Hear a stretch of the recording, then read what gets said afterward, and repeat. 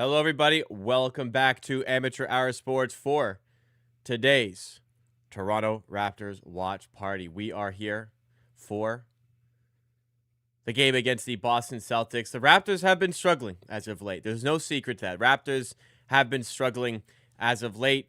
Missed out on the previous watch along, and these days, it's really upsetting when I have to miss a stream, miss a show because all these Raptor games have been so fun, so entertaining. Even like some of the ones they're losing, they're playing well. That was by far and away, like by a humongous margin, the worst game they've had this season, the worst game they've had in a long time. That one was absolutely brutal. The Raptors were, I can't believe how bad they played. They were so lazy. They were so uninterested. They were not into the game at all. Just an awful, awful performance. And one that any team would have blown them out, and almost any team did. It was the Charlotte Hornets, who now have beaten the Raptors twice on the season. It was the Charlotte Hornets who absolutely demolished them. By the time the Raptors starters checked out of the game for good for garbage time, they were down 109-80. Game ended 111-86. So just awful, awful stuff there. The Raptors now lost 4 of the last 5. And the losses to the loss to the Lakers is one thing. You kept it close. You lost on a buzzer beater. You probably could have got over the line, but you lost a close one. Beat the Blazers, of course. Lost to the Knicks. No Pirtle playing in that one. Second night of the back-to-back away games. New York's a good team. That was a tough spot. Not a great scoreline, but that was a tough spot. And of course, the initial one against the Hornets was a bad one, where the Raptors blew a double-digit lead with less than 5 minutes to go in the fourth. That was bad. That was brutal. But, thought they could bounce back. But no, the Raptors, when you're in a more difficult pocket of the schedule, you've got to win those games. You've got to win the winnable games. And the Raptors failed to do that against the Hornets. Not only did they fail to do that, they got absolutely, positively smoked. Absolutely destroyed, like I said. So I don't know. 5 games in 7 days is never easy, but the Raptors players themselves will tell you that's no excuse. The schedule is not an excuse. They know what the schedule is. A lot of teams deal with the same sort of scheduling things.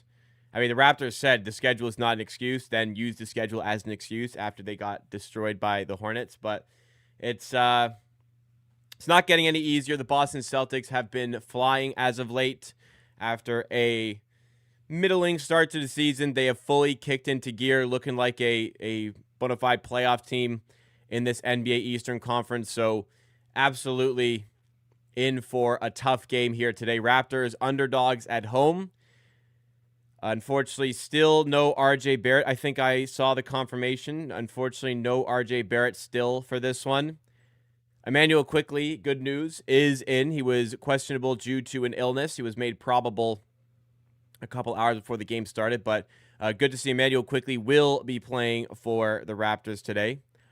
Other than that, is Pirtle playing? Starting 5. Yeah, Pirtle's playing. So it's Quickley, Walter, Ingram, Barnes, and Pirtle. Starters they've been going with more predominantly in the absence of RJ Barrett. So yeah, we got a tough task today. Boston has been playing well. Raptors at home, good opportunity to get right and prove that they are a good team and prove that they are one of the better teams in the East. But underdogs at home today need to fix up.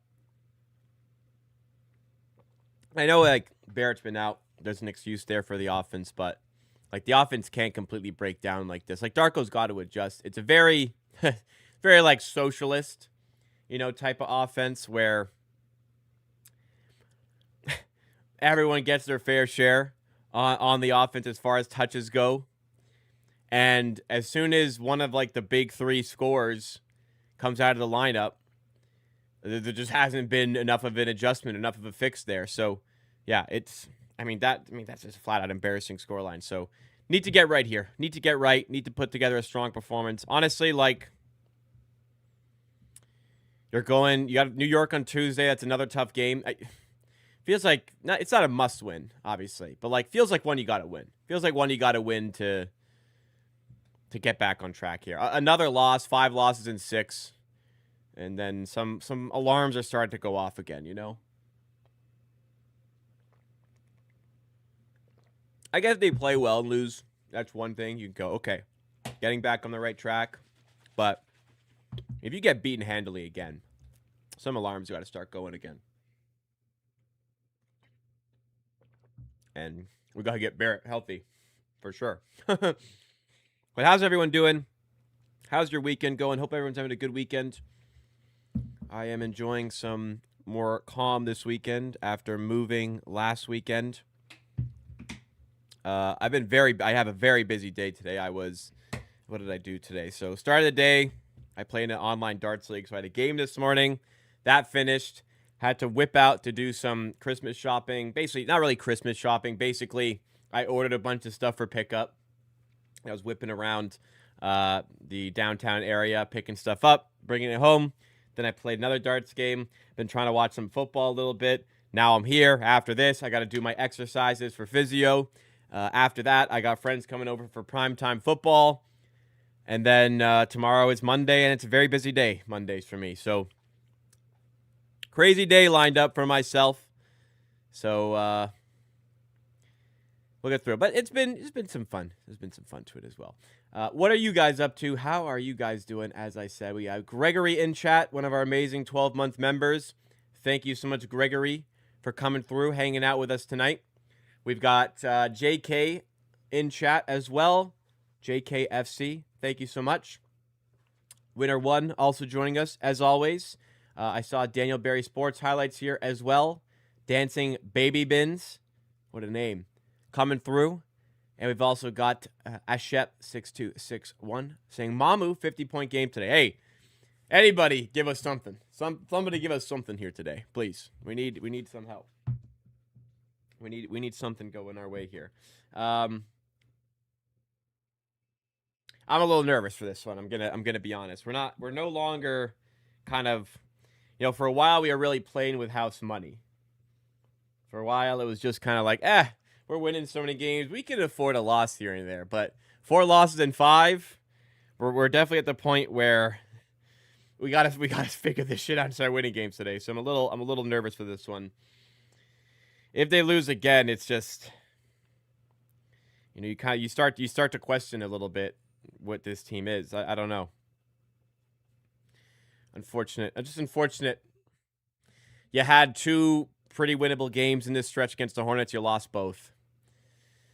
Like, should have been wins games against the Hornets. You lost both. You had a winnable game against the Lakers. You lost. Beat Portland. That was good. New York loss I can take, like I said. But the 2 winnable ones in this stretch you got to do.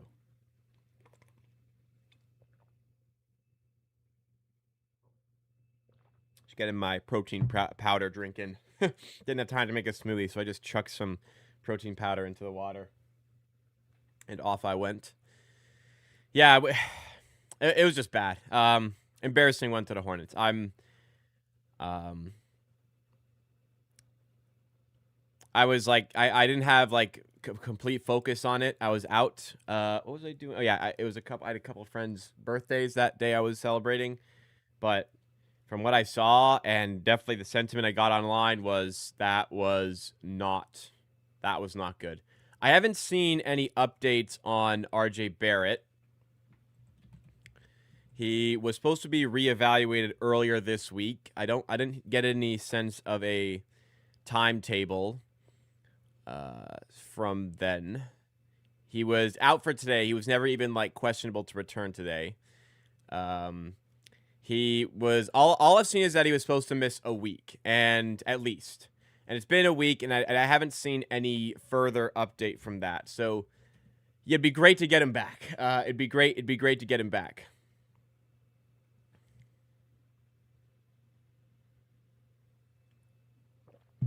It's just my view on Barrett hasn't changed. It's just when you lose 20 points per game, and a guy who's just gonna eat up possessions by getting downhill, getting to the rim.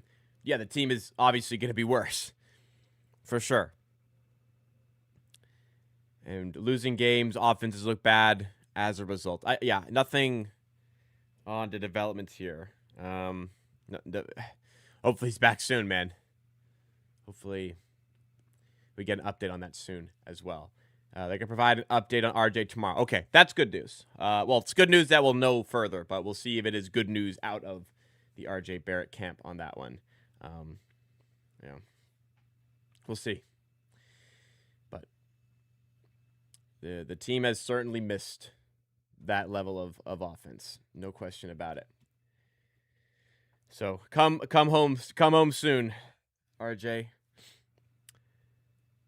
Let's read some of the chat. See what you guys are saying from the weekend. Need RJ back on Tuesday. Yeah, I mean, NBA Cup game, you'd love to have him back for that one. I mean, it'd be nice to make a run in the NBA Cup. Would it not? Who is the other East game? So the other East game is Miami-Orlando. So if the Raptors lose, they have to play one of those two teams. So obviously you want to advance. I'm not saying you don't. You want to advance in the NBA Cup. However, your penalty for advancing in the NBA Cup is that your next two regular season games are against tough teams, in theory, because good teams win their groups and advance in the NBA Cup. So if the Raptors lose, they also have to play one of the teams that advance, be it the Heat or the Magic. So unfortunately, the Raptors' next two games are going to be tough. They would have been easy if they hadn't qualified through the NBA Cup. But obviously, you prefer to qualify. You take your chances there. That's just one of the unideal parts, I guess, of the NBA Cup advantage. But you take it. You know, you're trying to win the tournament, and then you get the fun Tuesday game, the 16th NBA Cup final, if you do advance that far. Which does not count as a regular season game. But the next two do. You have two tough teams to play. So we got the Knicks again. Got to bounce back. That's going to be another tough game. Gregory says Darko is trapped by his own developmental system. I guess I'll take that as in the offense is very much sharing the ball. Everyone gets their fair share. So when one of the 20-point per game guys comes out of that, and you now have to lean a lot further on your lesser players on offense, then it becomes an issue. And Darko hasn't quite found the correct pivot out of that as of yet. So, you know, when all three of them are in, it's ticking and everything's looking good. But when one of them goes missing, obviously it gets worse. I don't think it should become like tearing down the offensive structure completely the way it has been. So hopefully some adjustments can be made today because it's going to be a tough game and we need something to start going our way once again. I saw they're going to I read that about. We need a 3-and-D player and a backup center. Yes, we do, David C. I'm with you there. It's just not super easy to acquire those things. But yes, should really be prioritized to get those types of people at some point.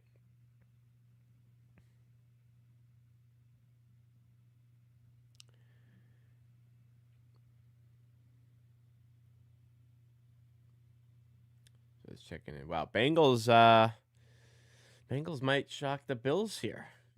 Interesting. You got to give credit to Darko for how the record is now, but it's lacking. Yeah, I mean, I give him a huge amount of credit because the team is 15-9. They went on a 9-game win streak. That's enormously impressive. You know, the things were ticking with everyone healthy, but the entire thing can't just crumble because RJ Barrett is out. Like your third, maybe fourth, maybe fifth best player. The team just can't just crumble. Probably your third best player. Like, yeah, you're obviously going to hurt a little bit, but the offense can't just completely evaporate away from that. So you got to be able to make some adjustments out of there. But, you know, if RJ's back and things are cooking, then of course you got to give credit there.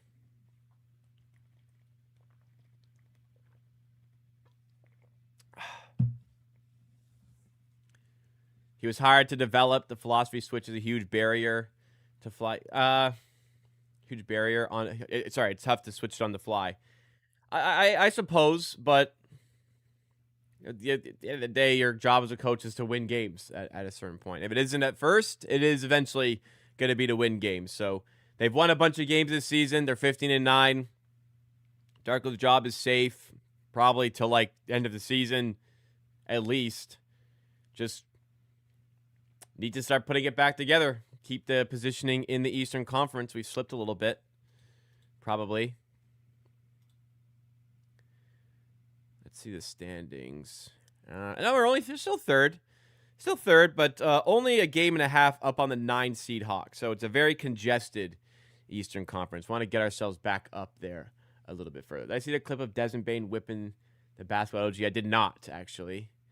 Usually I see these things, but I did not on this occasion. What did he do? You have to describe it to me. After a bipolar team. I mean, every team has ups and downs, but the downs can't be as down as that Hornets game. That's where the real inquisition lies. There's been a lot of ups this year. So, I mean, I don't want to get greedy. If you offered me 15-9 through 23 games, through 24 games, excuse me, I would have taken it. But you know, once you're up in the 2 seed and you're 9 games in a row, you do want to see steps being made. You do want to see you don't want to see the team look like they did there. We're too good. We're maybe 2C was a bit lofty, you know, and I felt like some regression was going to happen eventually. But you can't be the 2 seed and look as bad as they did in that Charlotte Hornets game. As disinterested as they did, nonchalant as they did, like that type of level just can't happen out of the team. So whenever I see a game like that as a fan in any sport, I really look forward to seeing the response in the next game, because if I was a player and we had a game like that, I mean, I couldn't wait to get the next game going, to just put things right, get things under control again. That's how I feel. The players had better be fired up to set things right and put on a good performance tonight after that debacle. And if they don't, that's a real indictment against this team's character. If they're not able to step up against adversity there. Whew. Yeah, I don't know how long. I don't know. I don't think I could have lasted the full game there. I mean, down by 29 when the starters checked out. Like, just absolutely dismantled by the Hornets. The Hornets, like, that's not a good team. And they're missing guys. Like I said, put it right today. Sets things right. And we move. That's what we got to do. Put things right today and move. And we should be getting started momentarily. I've got my eye on the NFL. I've got Red Zone on my phone down here. What is this?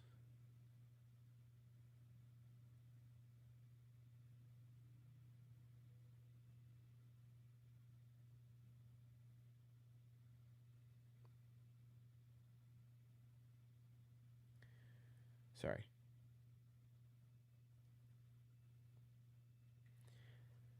How are your thoughts on the team been over the last few games? Well, can't win every game, but like I said I've said everything I need to say about the Hornets game. Can't be that bad.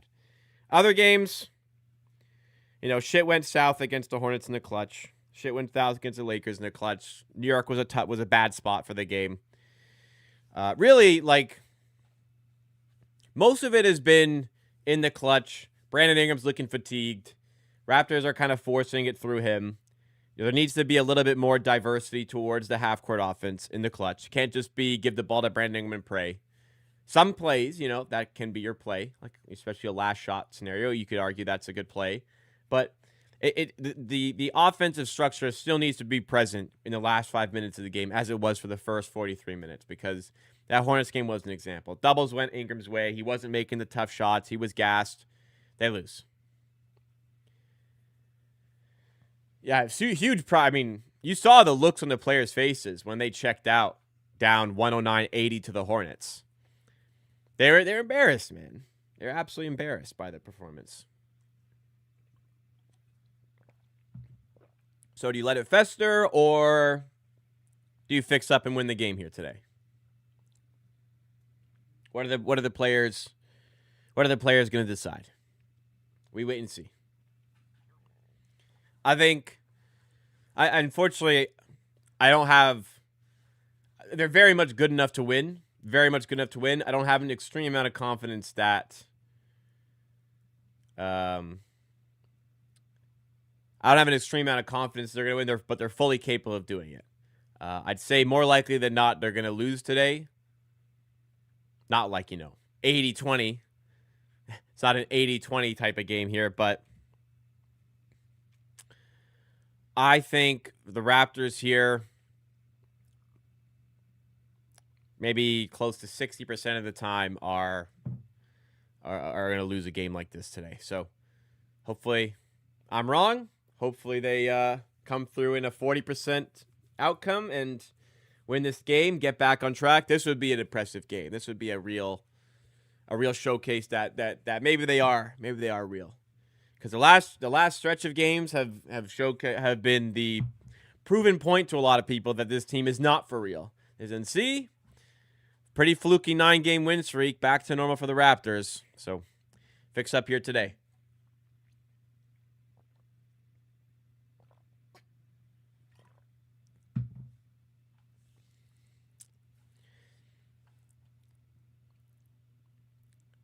Prediction is a great pot. Well, hopefully it's a good show today, regardless.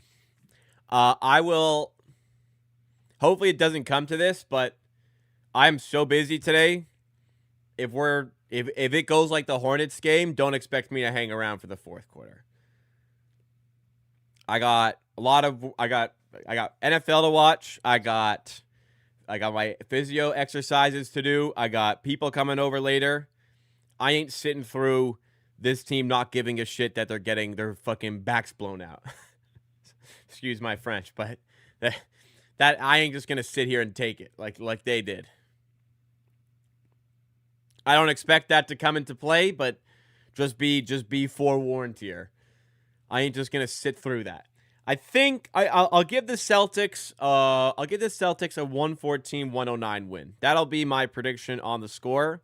114-109. Hopefully, I am wrong, and the Raptors just go and win. New subscriber. It was like Said King, something along those lines. Welcome to the Amateur Army. I'll pull up the name here.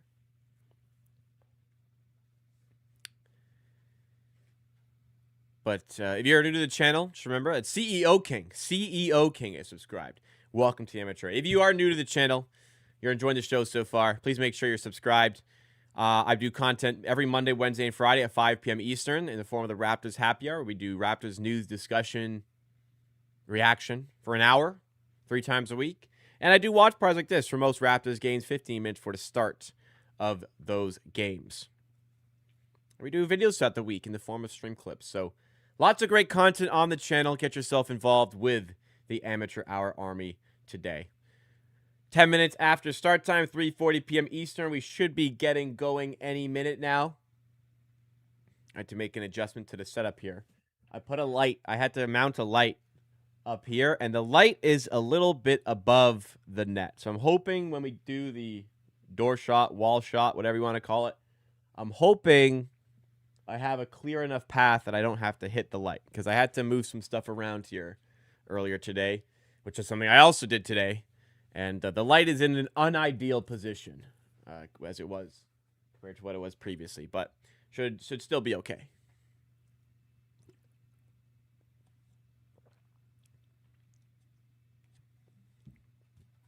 All right, protein powder consumed. Hopefully that fills me up enough for the rest of the game here. I didn't really eat much of a lunch because I was out. Got my dog with me, too. She's just laying here. She's being good. She's being good today. We got her a bed, and we got her to the bed when she wasn't here. And it's a little small, I gotta be honest. But she's She's making it work. She's like really scrunch. She likes small beds that she can like scrunch herself up in and kind of like hug against like the outer lipped up edge.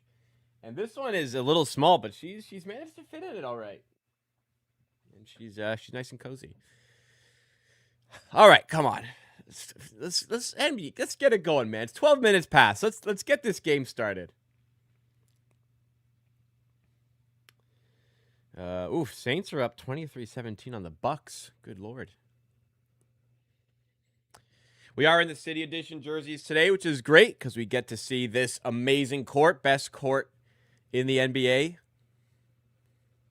God, they nailed it with that court.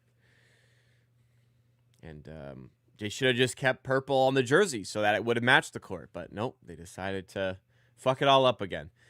All right, game is about to get started now. We have finally arrived.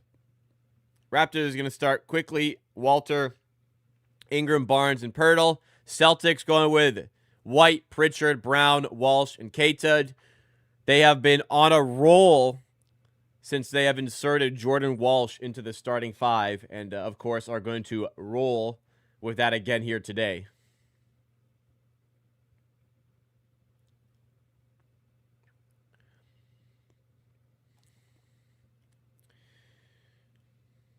Wow, they've beaten us 11 of the last 12 games. All right, come on. We were tanking those years. Let's do it let's do it this time. It's for real. Let's go beat them, man.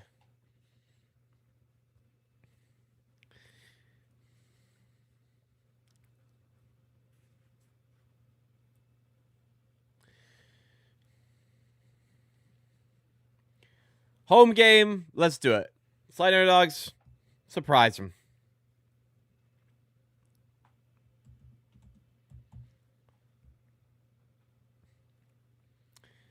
Yeah, Matty is saying it's the team that was tired on Friday night. I mean, that's not much of an excuse. It was the second night of the back-to-back, sure.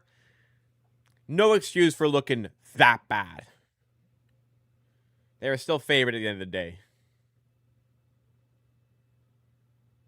Oh, geez. Did Bills... I think the Bills got a scoop and score. It's a huge game for the Bills, man. Anyways, let's dial into the basketball. Jump ball between Keita and Pirtle to get us going here. Pirtle wins the tip to Ingram, and we are underway at the Scotiabank Arena. I'll get the scoreboard up in just a moment here. Ingram in the corner to Walter. Now quickly, shot clock starting to wind down. In the corner to Walter. And he stepped out of bounds, so Raptors start the game with a turnover. Not ideal. As a reminder, the scoreboard that you see right here is going to be perfectly in sync with where I am watching in the Raptors game. So if you can sync your Raptors clock and this clock, whichever direction you need to go, if you need to pause this or pause the Raptors game, sync it up with me and you can watch perfectly in line with myself. And it'll just enhance your watching experience and the chatting experience as well overall. Barnes, turn around with the left, doesn't go, gets his own miss, and he's stripped by Brown. So a bit of a messy start to the game for the Raptors on offense, and then the Celtics turn it right back over. Derek White's pass overthrown or just not on the same wavelength as Keita. So Raptors have the ball 1 minute into the game, no score as of yet. Quickly hand off to Ingram. Pritchard is the defender. And a foul's called. Bit of a mismatch there, but foul's called.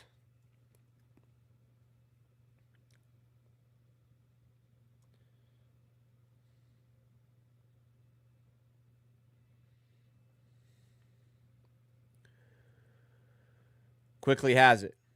Dishes it off to Ingram. And his pass is stolen. Another turnover by the Raptors. Transition three for Pritchard. Off the front rim and in the hands of Ingram. Ingram driving in the paint. Kicks it out. And it's another turnover. It's the third turnover by the Raptors in just 85 seconds. Ingram, who's been very turnover prone in this stretch, with his second turnover of the game, just bit off a little more than he can chew and then couldn't bail out of it with the pass.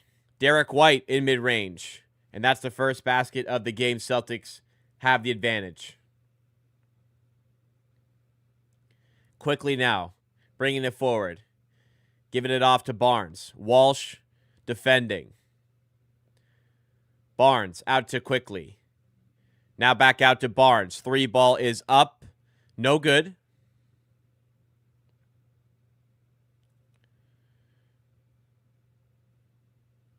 Brown to White. His 3 is good. Raptors down 5. The offense already looking, well, it's very early, but the offense not instilling any confidence. No points, loads of turnovers, and after a rough night on offense against the Hornets. Another turnover by the Raptors. Another turnover by Ingram. 3 for Ingram, 4 for the Raptors. Call a timeout, dude. Missed on the 3 by Pritchard. Call a fucking timeout. I don't care they didn't score. Call a timeout. Like, you can't just watch this happen. 4 turnovers in 2.5 minutes. Raptors are going to continue to roll without a turnover, without a timeout. Quickly has it. Goes to Ingram. Screened by Pirtle. Steps into a 3. And all right, there we go. First bucket of the game for the Raptors goes the way of Ingram on the 3. All right, come on. Dial in here. Dial in. Brown out to Walsh. Corner 3 is good. 8-3 for the Celtics.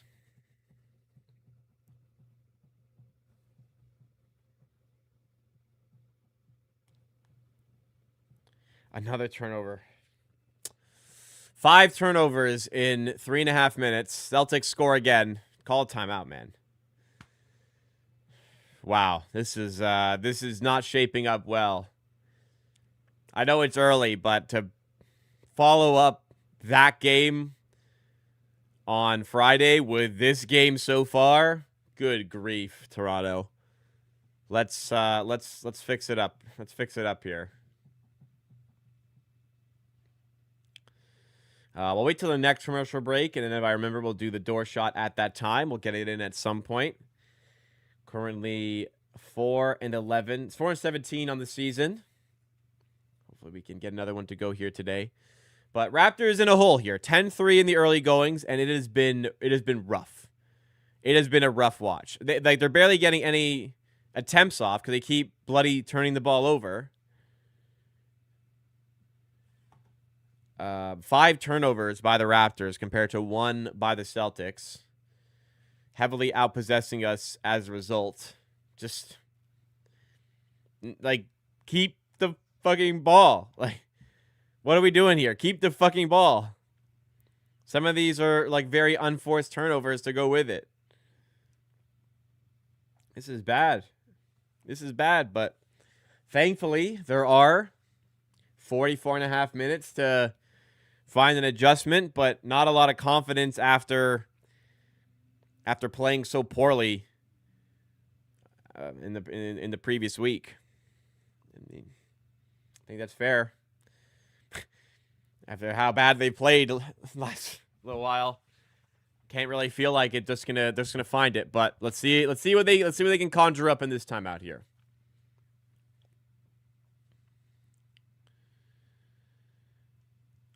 I agree on the center front, Lenander my eye. Still looking for answers there, but Pirtle is playing today, so got to get that right. I think I seem to remember Toronto not playing well in afternoon games.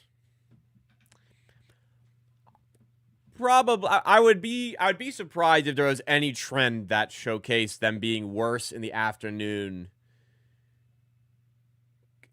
compared to like an evening game.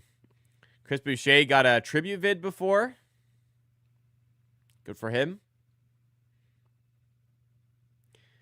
We're definitely in an era where, like, you know, like if this game was played in the 90s, is Chris Boucher getting a video? I don't know, but we're in an era where everyone's getting videos, so he had to get a video for sure.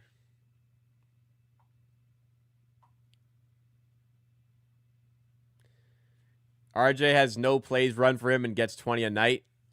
I don't I don't agree with that, but he eats up a lot of offensive possessions with his downhill scoring. And we're missing that. Off the timeout, Raptors get a bucket for Pirtle.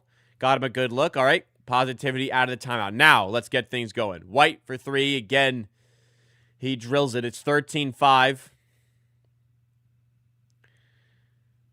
Ingram taking it to the hole. Kicking out to Quickly. Got a good look for three. It doesn't go. Rebound to Walsh. Walsh to White. Sidestep. Another three is up. This one's way off the mark. Nearly an air ball. Brown saves it, though. Finds Pritchard, who lobs it to Keita, who misses at the rim. Walsh gets it, and the putback is good. So on that miss by White, there were, I think, 4 Raptors players who started running the floor rather than getting back. Jaylen Brown crashes the glass. It's an air ball, pretty much. He hustles to keep it in, saves it, and literally could have gone anywhere because no fucking Raptors player was back on defense. Like, what happened here? Okay, 2 kind of converged the rim. Ingram stayed way outside. Walter's already running the floor. Pirtle's nowhere near the rim. Just very, very messy. And these types of plays are hustle plays. Very controllable. Just gotta hustle. Ingram up fake over top of Brown. Oof. That's nice. That is nice. 15-7. Putting themselves in a little bit of a hole early, trying to claw their way back. Another three is up and no good this time for White. Ingram transition three off the mark. He's been struggling from three lately. That was a bit of an aggressive attempt. Pretty contested. It wasn't open. It wasn't necessarily contested, but it wasn't open. Falling asleep under the rim. Thankfully, an errant pass from Brown, mishandled by Keita, and then passed deflected out of bounds off the hands of White. So Raptors kind of catch a break there. Keita was wide open, and Brown could not find him.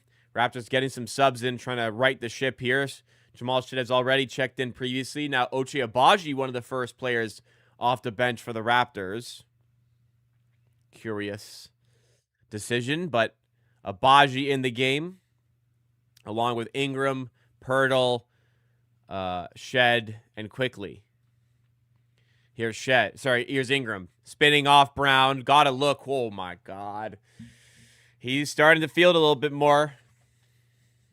He's got at least 7 here. I think he's got 7. He's got 7. Pirtle's got 2. The only scores for the Raptors tonight. Brown in the corner for 3. Raptors missing rotation again. They are getting so many open shots, man.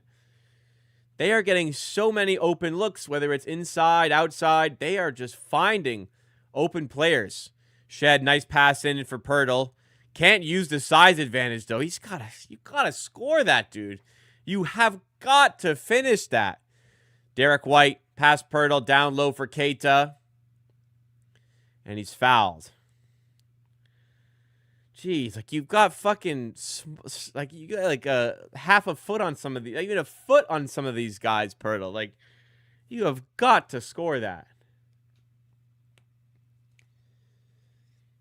Wow, Bill's up by 10 now.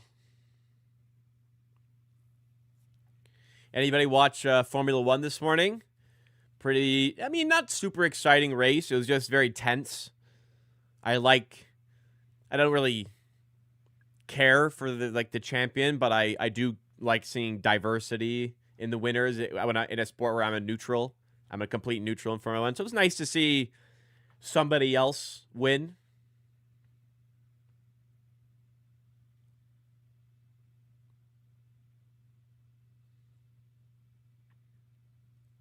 Yeah, pretty easy to say, but we're missing the guy who scores 20 a game. That's for sure. Be better to have the 20-point per game score playing than not playing. No doubt about it. Anthony Simons in the game for the Celtics. Still adjusting to seeing him in a jersey. Shed dishes off to Pirtle. Floater. Got it. 19-11. There's Pirtle using the size advantage well. Good pick and roll play with Shed. And good point guard play from Shed as well. Simons' layup is good. He finds a runway. The Raptors cannot stop him. Shed. Back in for Pirtle. Through traffic. Tough finish. Tough pass, but Pirtle handled it extremely well.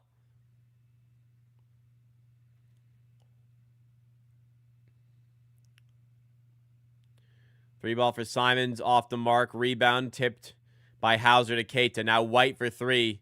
And again, just open look after open look for the Celtics. Raptors have had no response on defense, and the offense has been lackluster to say the least. Ingram in the corner to Abaji.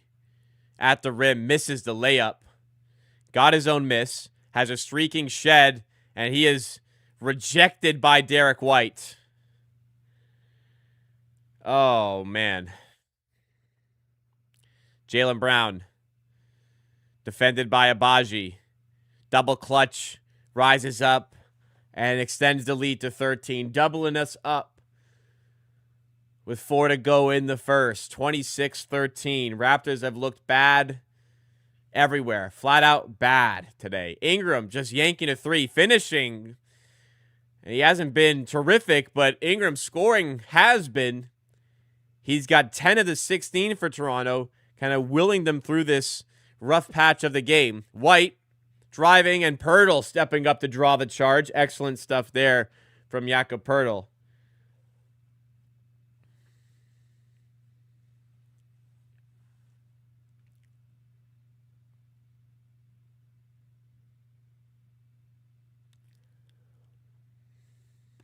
Pirtle checking out for the Raptors. Mamukilishvili coming into the fray.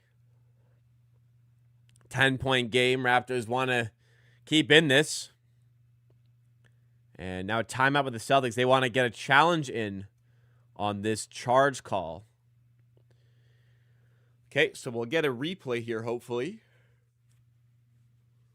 Let's see what's going on.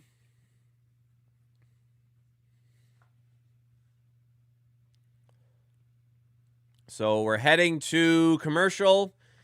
We have not seen a replay of it as of yet, but Raptors down 10, and it certainly looked like a charge on the live feed. So we will see. Let's see what my fantasy football team is doing. Oh, not good. Sweet. And my quarterback has minus 2 points. Sweet. Excellent news. Not that anyone really cares. Let's check my other fantasy football team. See how it's going in the early stages here. Oh, real bad. Real bad. So far in this game, my biggest takeaway is, first of all, Raptors started horrendously turning the ball over. That was bad. On defense, though, they are everywhere. It is so erratic right now. They are all over the place. They are missing rotations. They are leaving players open. Boston are scheming up some good sets, finding people open, but it does not excuse how poorly the Raptors have looked in those areas. And they are going to, at this rate, like the looks that Boston continue to get, they are going to get smoked here if they don't snap into gear.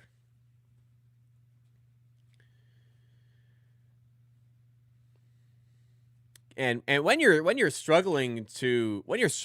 lost 4 out of 5, you gotta get the easy plays done, the easy plays and the hustle stuff. You've got to get that taken care of. That's the first step, and as of now, has not quite been the case for the Raptors. So a lot to work through so far in this one. And Boston are a good team, but the idea certainly is that the Raptors want to be a good team as well. So you got to find ways to compete.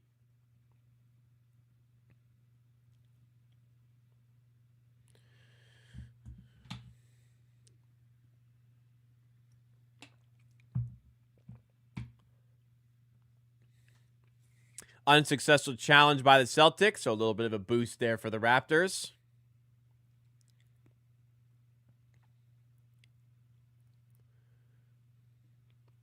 Good challenge. Sorry, good charge drawn there by Jakob Poeltl. Good to see. All right, let's fix up now. Are we cooked on Tuesday versus Knicks? Well, hopefully Barrett's back. We're going to get an update here today. Judging by the fact that he wasn't even questionable tonight, he was just not a go, doesn't give me a lot of confidence that he's just going to be all of a sudden good to go there. On the restart, Hauser with the chase down block on Shed, who's been blocked twice now.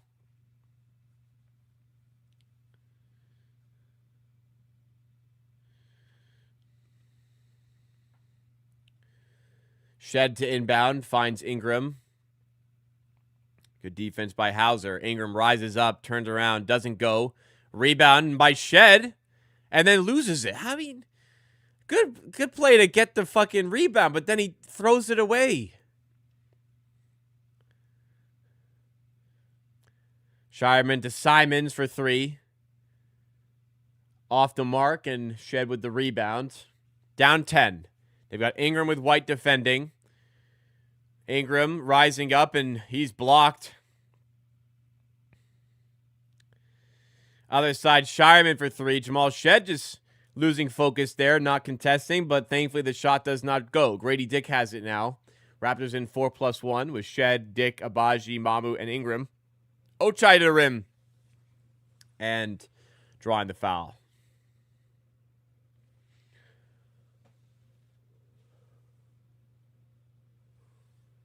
We could use anybody stepping up here, man. Somebody, give us something.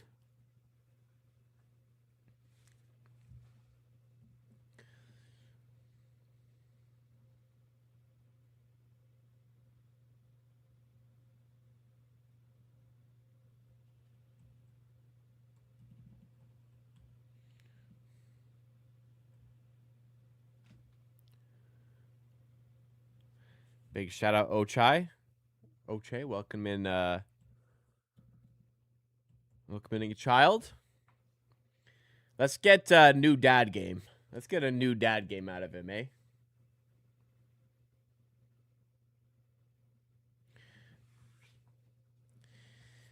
Derek White on the ball.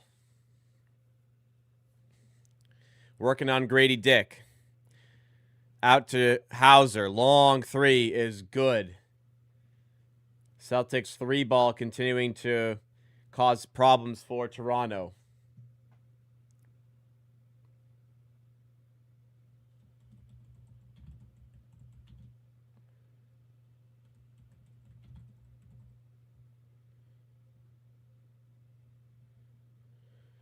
Raptors heading to the line the other end of the floor, down 11.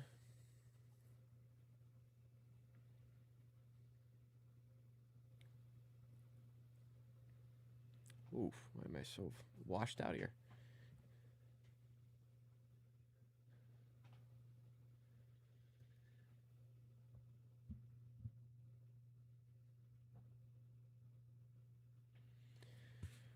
Mikey James, I think too many people think RJ will fix all of our problems. I don't think it's true. Well, RJ will help. Like I said, having 20 points per game playing is better than it not playing.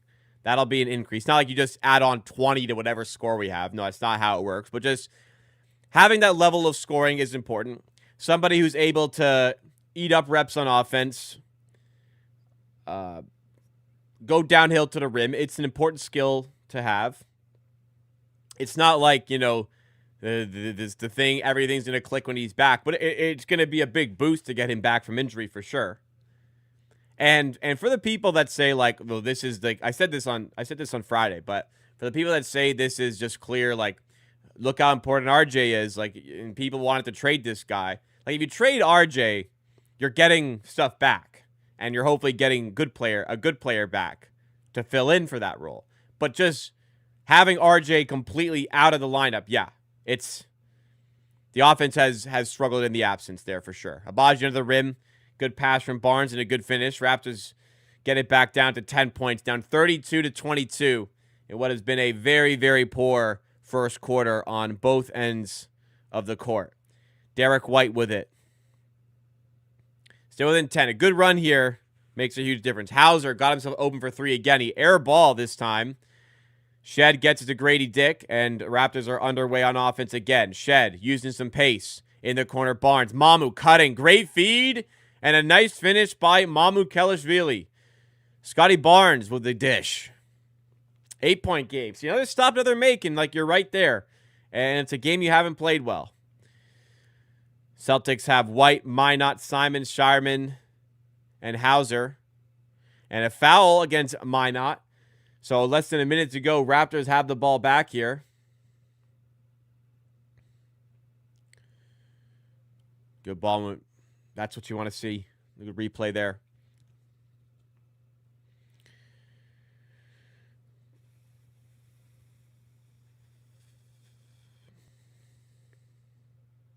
Who would you start if RJ can't play? I still just keep going with Walter. Shed coming forward. Finding some space. Met by Shireman. Cycles back outside. And then a tough pass to Mamu. Mishandles it briefly and then corrals it. Gets to Grady. Nearly turned over. Somehow saved. And then sent over to Mamu, who throws it down. Better from Mamu. I think he needs to dunk more often. And he does there with authority. And we're within 6. Been bad, but it's within 6 for Toronto now. Shireman out to Minot. Cut off by Scotty. Finds Hauser. 7 on the shot clock. 3 on the shot clock. Simons. Pass Barnes. To the rim. Oh, nice bucket. Ooh, he got past one of the DPOY frontrunners there. Good move. Ends the run. 34-26. Raptors last shot. 7 seconds. Barnes. 5 seconds. Finds Mamu again. Blocked by Minot. Gets it back. And misses again. Those are the ones. A couple of those got to fall a little bit more after Mamu. But the Raptors could be worse. Could be a lot better. They enter the end of the first break here down by 8 points. 34-26. And a very cold start to the game having an effect on the Raptors. They're 10 of 25 from the field, but early goings, they had 4 turnovers in the first few minutes. Actually, I think it was 5. Since then, they've only committed 1 more. They have 6 turnovers compared to just 4 by the Celtics, so they've come a bit alive there. Doing better with offensive rebounding, but struggling to get a lot of good looks. Celtics finding good looks with relative ease, and they are very good for that 34-26 advantage as of right now. Raptors kind of kept in it earlier by the play of Brandon Ingram. He's got 10 points. He's 4-7. He's got a couple threes. Jakob Poeltl, 6 points. Barnes, 2 points. Nothing for Quickly or Walter as of yet. Bench put in some good minutes there to keep things in touch. Mamu's got 4. Abaji has got 4. Shed's been blocked a couple times. He's 0-3 from 3. But early goings, turnovers were bad. Defense, missing rotations, leaving guys open. Offense, not creating enough here with ease. So just we're finding a bit more success with more off-ball movement, cutting to the rim, finding our players there. We're gonna have to keep doing that.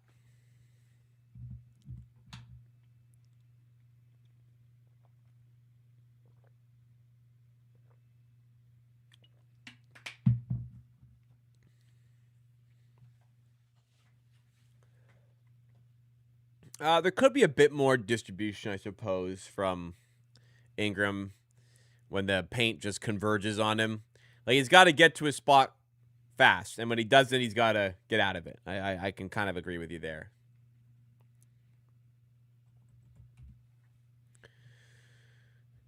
Yeah, it's just like, how can you fucking be that bad to start this game after how bad you were 2 days ago? Like, how are you not like psyched up to get it back, get it right here?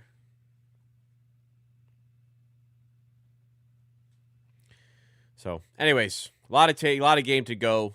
Let's kick into gear here.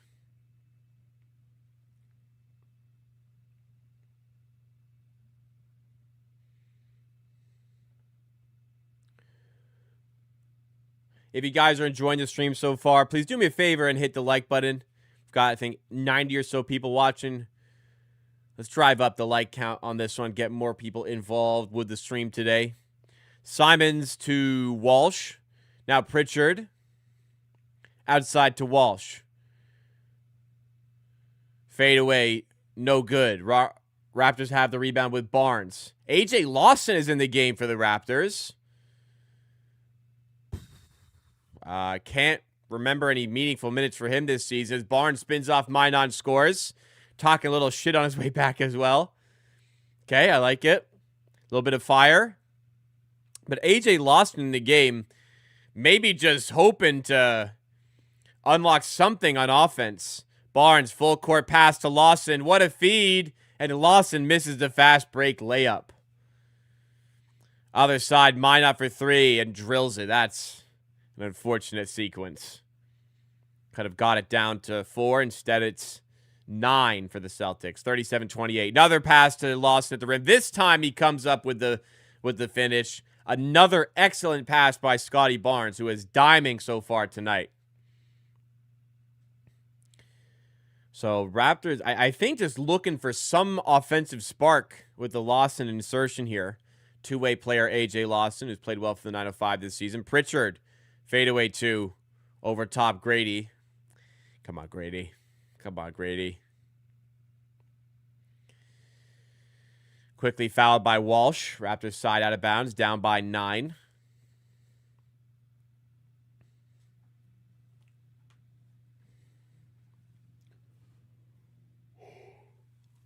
I keep yawning. I don't know why.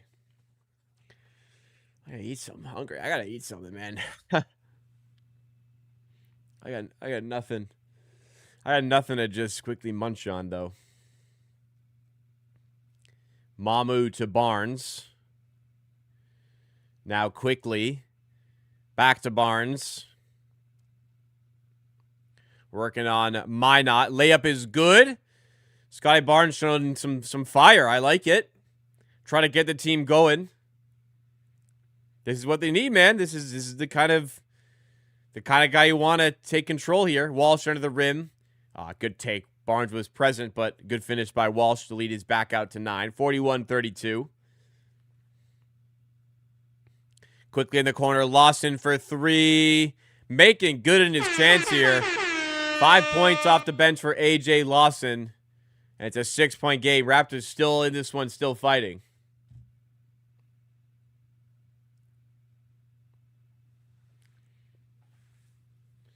Instant offense coming out of the AJ Lawson addition to the game. So good call by Darko to go his direction.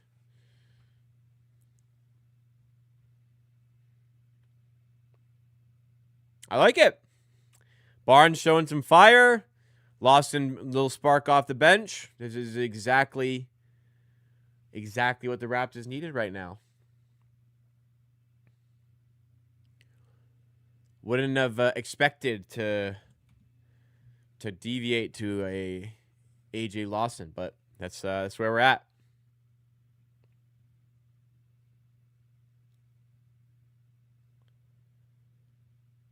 Anthony Simons and Brandon share the same baby mom. I guess that's right. Do you think they not that are they aware? Do you think it's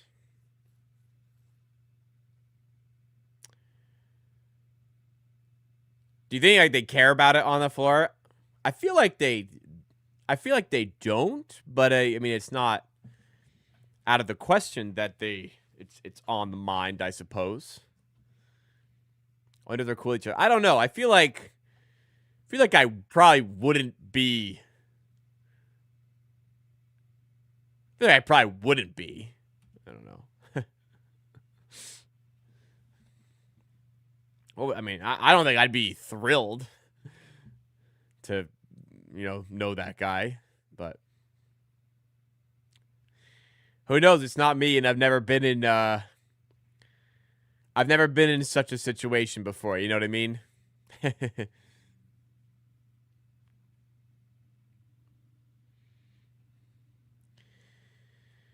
Yeah, well, I mean, Lawson is a two-way guy. He's going to be spending most time in the G League, but when the Raptors offense was hurting here, they brought him in, and he's certainly given a bit of a spark here.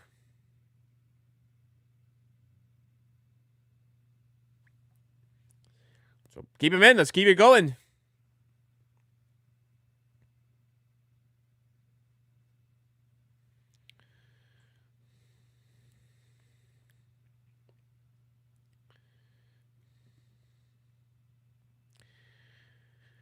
So Raptors not been playing particularly well, but right here in the game. So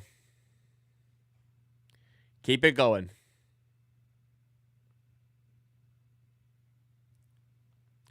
Back from commercial break. Let's keep the momentum in our favor now. 41-35 for the Celtics.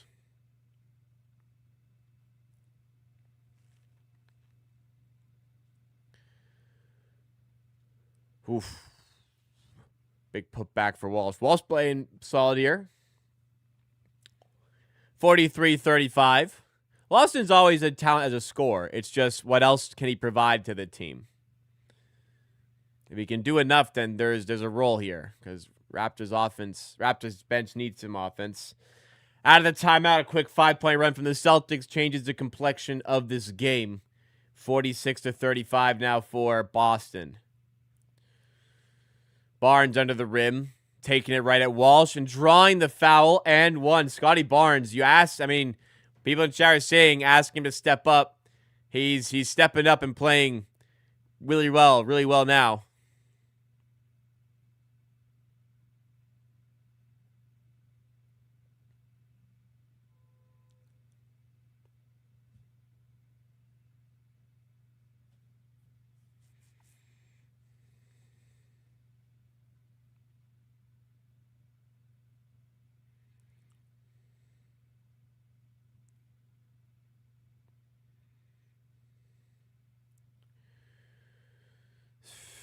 Completes the three-point play at the line. 46-38. Brown. Working on Mamu. Pass off to Gonzalez for three. And still the Celtics able to rain it down from outside. They are 9 of 19 from three. Raptors just 3 of 6. Quickly under the rim. I think is his first points tonight. Barnes continuing to dime. Barnes has been exceptional, man. We need some help for this guy, please. Somebody's got to step up with this guy right now. Brown off to Hauser, back to Brown.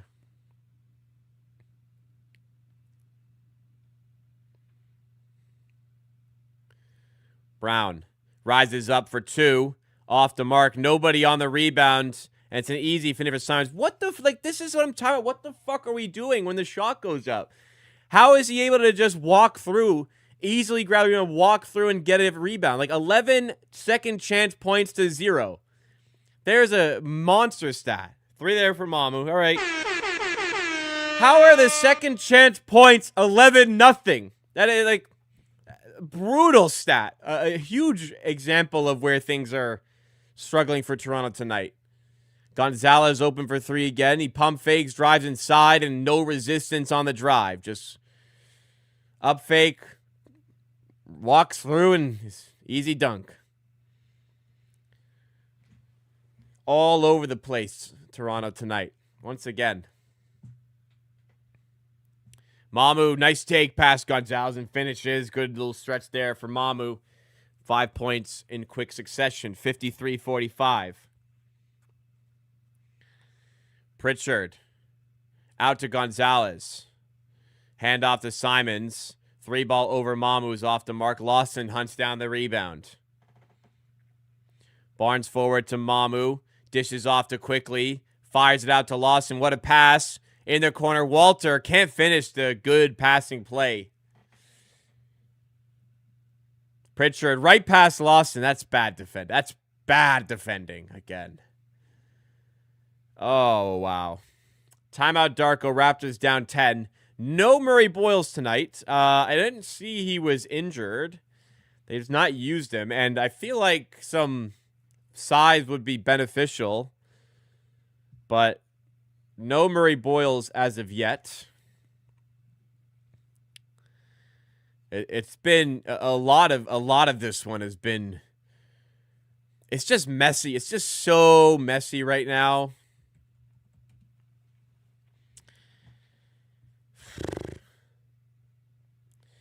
Lawson's got yes, he's gonna provide the spark and offense, but he's gotta hang defensively as well.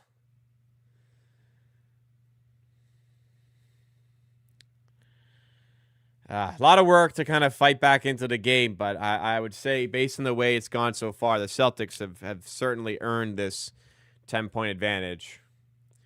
Raptors need to find a spark, a bounce back somewhere.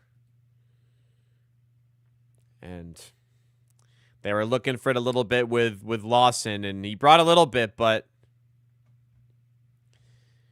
not enough having come out of that.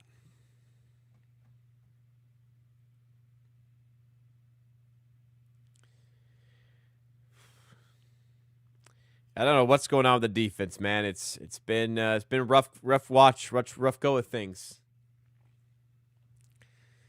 Just like it's like the first few games of the season where it all just felt lost. Like they had no idea what they were doing, where to go. We're kind of back into that phase. Like first 5 games, but it's like, how does like nobody know where they are, what they're doing? We're in that bit of that spell again.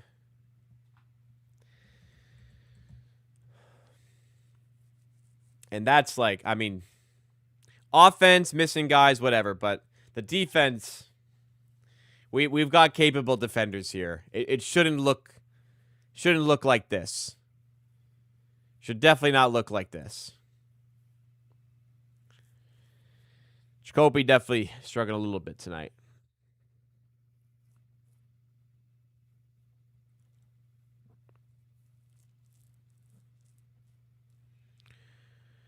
So what do they got, man? Under adversity here. After a really bad game the other day. What do they got for us today? Defense weak than Browns. Yeah, giving up 31 to the Titans, not a good look, is it?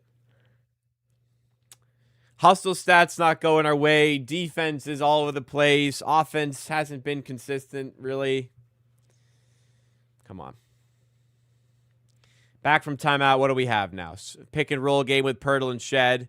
Pirtle misses on the long one-hander. Kind of force that. I wouldn't start CMB. That was really bad last time we did, but Walter's got to do a little bit more. He's been okay as a starter, but not playing that well tonight. Raptors have Shed, Ingram, Pirtle, Lawson, and Abaji on the floor. Trying to find some combination of players that works. As Shed's pass nearly stolen by Brown. Very poor pass there. Celtics by 13. Shed fighting his way to the rim, missing in tight. Got a good look. When you're losing, you can't let some of these good looks go begging. Other side, Abaji with the big block on Simons. Celtics still have possession, though. Hauser to Simons for 3. Got himself open again, but he can't finish. Lawson trying to fight his way to the rim. Gets his own miss and scores. Giving us something at least. Giving us some energy. Something to maybe work with. Something to maybe get the teammates going a bit.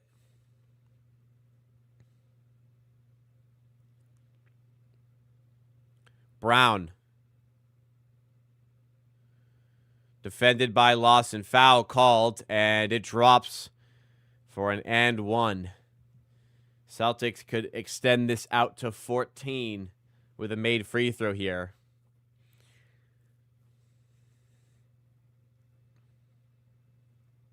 Jamal Shed's 0 of 5 tonight.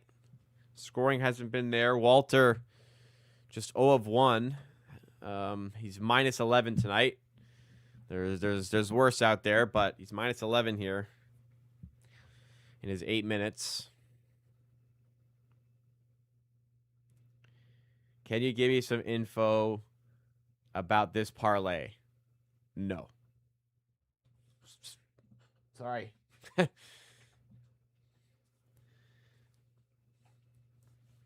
61-47. Shed to Ingram. Now Shed for 3. Off the front rim. He's 0 of 6 from the field. Jamal Shed tonight. White to Keita. How is he so open in transition, man? How is he so open? Again, how do they keep getting these easy buckets? We're fighting for our life every possession.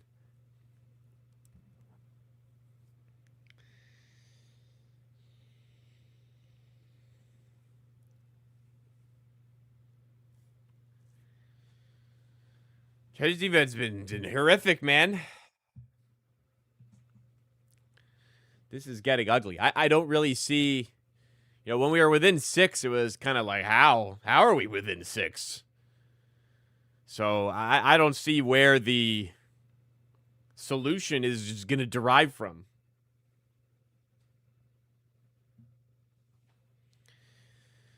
No CMB tonight so far. Feels like, I mean, unless he's hurt, feels like we should probably use him a little bit more tonight. Use his defense a bit. Something called against Abaji here. It was against Lawson, rather. So 4:08 to go in the second. Side out of bounds. Jeez, the Ravens are 6-7.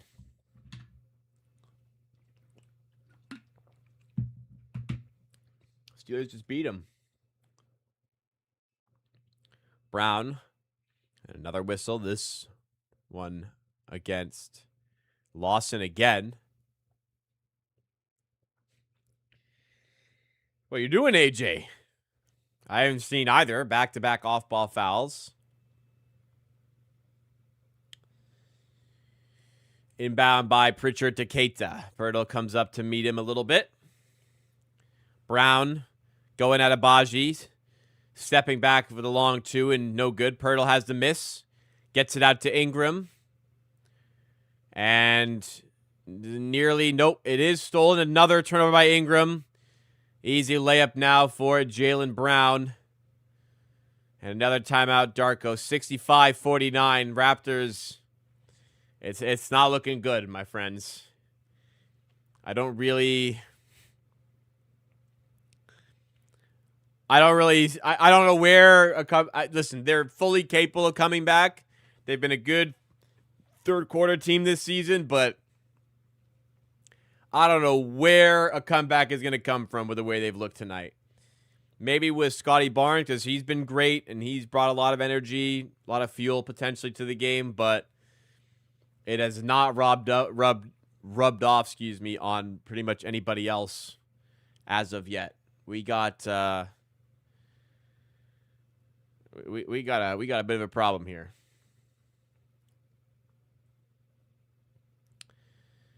I'm not optimistic about a comeback right now, but we got a lot of game to go, a lot of chance to make a fix. Get a bit of a run going before the end of the half. Give yourself something to build off of at halftime. Come out at second half where they've done well in the third quarters this season and see what you can do.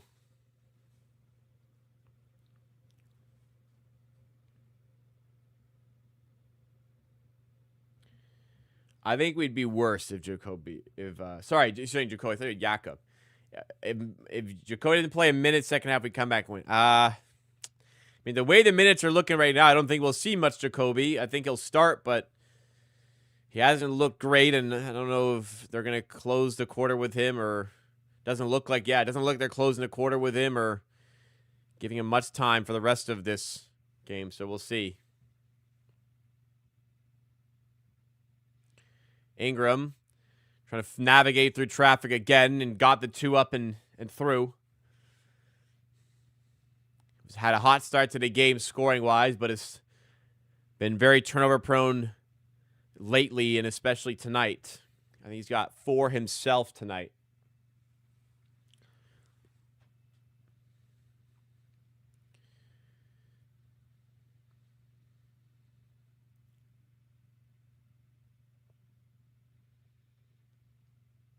Derek White in for Keita. Hand off to Brown. Abaji meets him to play defense. 3 ball for Brown is good. You can't, you got to be better off these screens. It can't just be a simple screen and to an open shot. Either somebody's got to switch there, you got to navigate the screen better. A player cannot just simply come off of a screen and have an open look for 3 like that. Screen comes and then, I don't know if Pirtle's just tied up or what.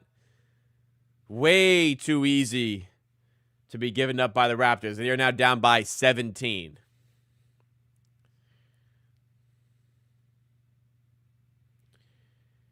And Alvin Williams saying the same thing. Either fight through the screen or switch. And they did neither. Raptors have given up 68 points, and there's still nearly 3 minutes to go in the half. They're on pace, I think, to give up. So they're on pace to give up something like 155 points tonight, probably.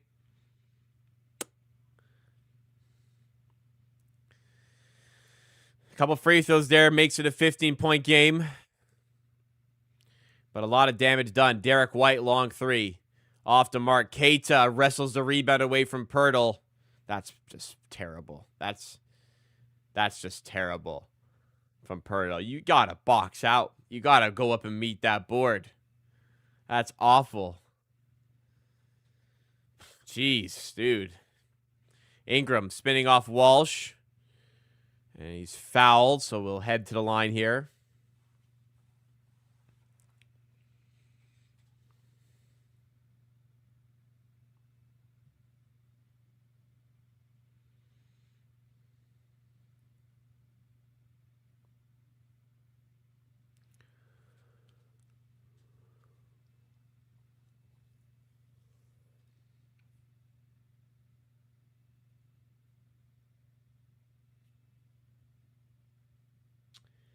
(70-53) with 2:23 to go in the second.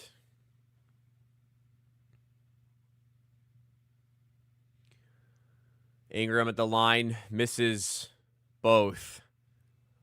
Wow, 90% free throw shooter missing both. 2:15 to go in the second. Raptors down 17. Another foul. Is this bonus yet? Yes. So Brown will head to the line to extend the lead out to 19. Or is it? No, it's not. It's not free throws. Sorry, it's not free throws. My apologies. Colin Rose checking in for the first time tonight in a game where your defense has been pathetic. Feels like you should use your good defenders, but decided not to with Murray Boyles for whatever reason tonight. So Murray Boyles getting his first minutes here, 2:12 to go. Emmanuel quickly also coming in for Jamal Shed. Raptors down 17.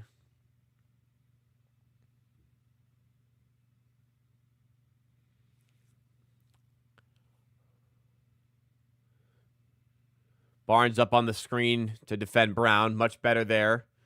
Pirtle down low on Keita. Hand off to Hauser. Who is guarding this guy? How is he so open?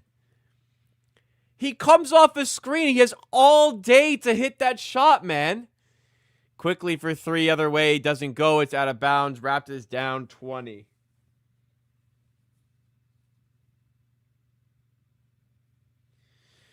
Oh, wow. Raptors have just been all over the place on the rotations and trying to find something to work lineup-wise. Nothing is working. The defense has been a disaster. The offense hasn't been much better. Here's Brown along two. Doesn't go. Rebound. Barnes can't handle it. It's out of bounds for the Celtics.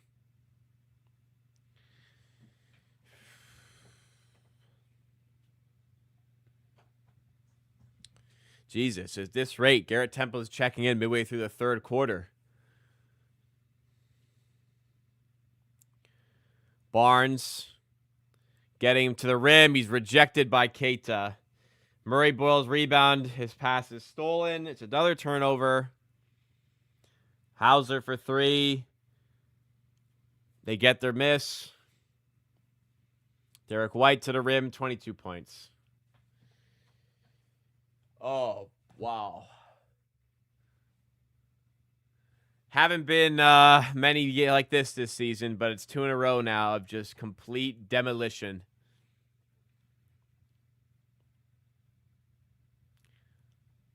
I think a lot of people could say they got better things to do than watch this. Jimbo says, got an exam later today. This game makes me want to go study. Makes me want to go watch football.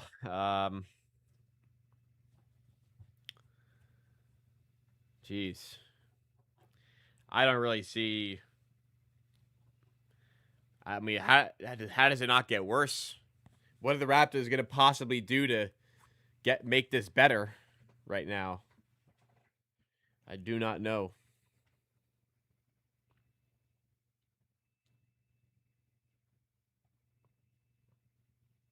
Awful.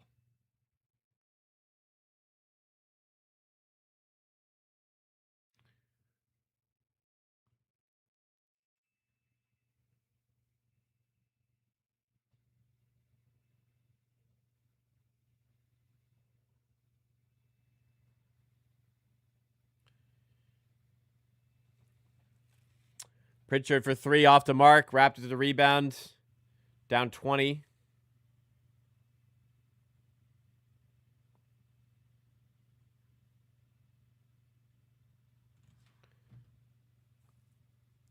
Shot got game clock separated by 4.5. Ingram working on Hauser. Drawing the foul. 10.5 seconds, but Ingram is going to go to the line. He missed both last time he went.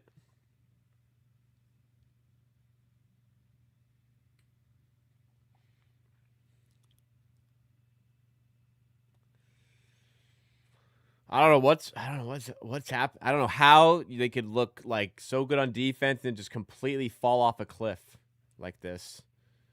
I have no idea.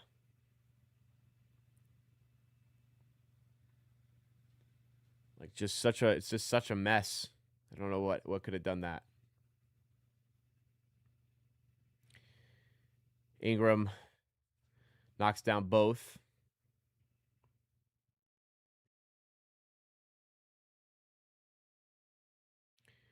Brown fouled by Murray Boyles. Tuesday, I'd probably say the Raptors have high 30% chance of winning. It's easy to react harshly to some bad games, but there's still talent there.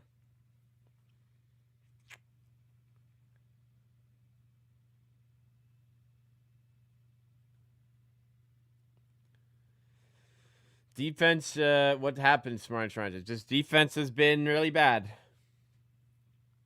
Hustle stats have been really bad to go with it.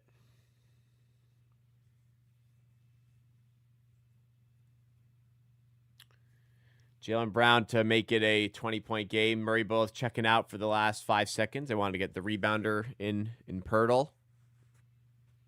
So, makes sense. I'm going to grab a snack and get some water after this half. I'll be back. Don't worry. I will come back, as much as I maybe don't want to right now. 77 first half points for the Celtics. Quickly running the floor to Mamu at the buzzer. At least there's something, but Raptors are down by 18.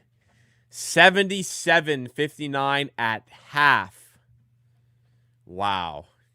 It's been rough, so a lot of work to do on defense, and I don't know where it's going to come from. We'll find out. I will be right back, guys.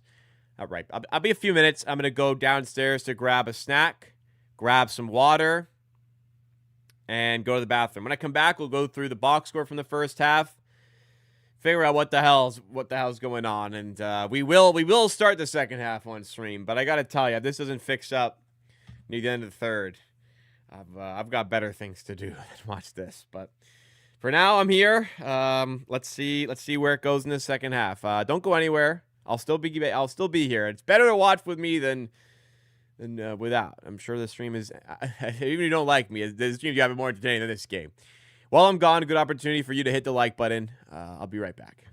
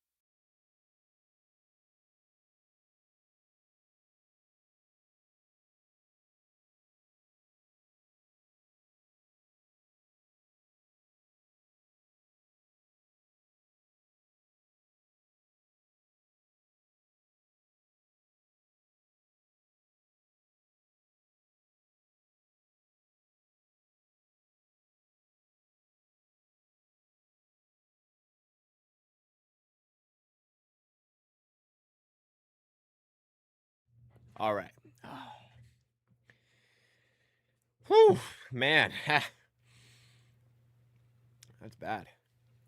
That was bad. All right, I've got a snack. I got a couple of snacks.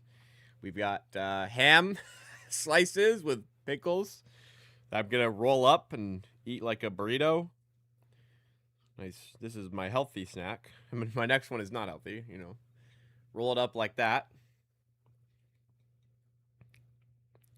I like pickles, so it's not a bad snack. Fold it up. My dog wants some of this.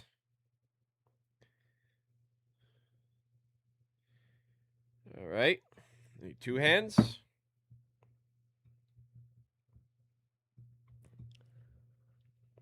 This is my cheap ass snack. Because I mean, I don't buy snacks because snacks are unhealthy. So I don't buy snacks. If I have snacks, I eat them. If I don't buy them, I don't eat them. So there, my rolled up pickles and ham. My other snack is chips. Definitely less healthy. I've got some Lay's chalet sauce chips, which my friend gave to me because she works at PepsiCo. They're okay. But I've got them. So gotta eat them. There you go. Not bad, but how good could like a Lay's chip be? All right. Well,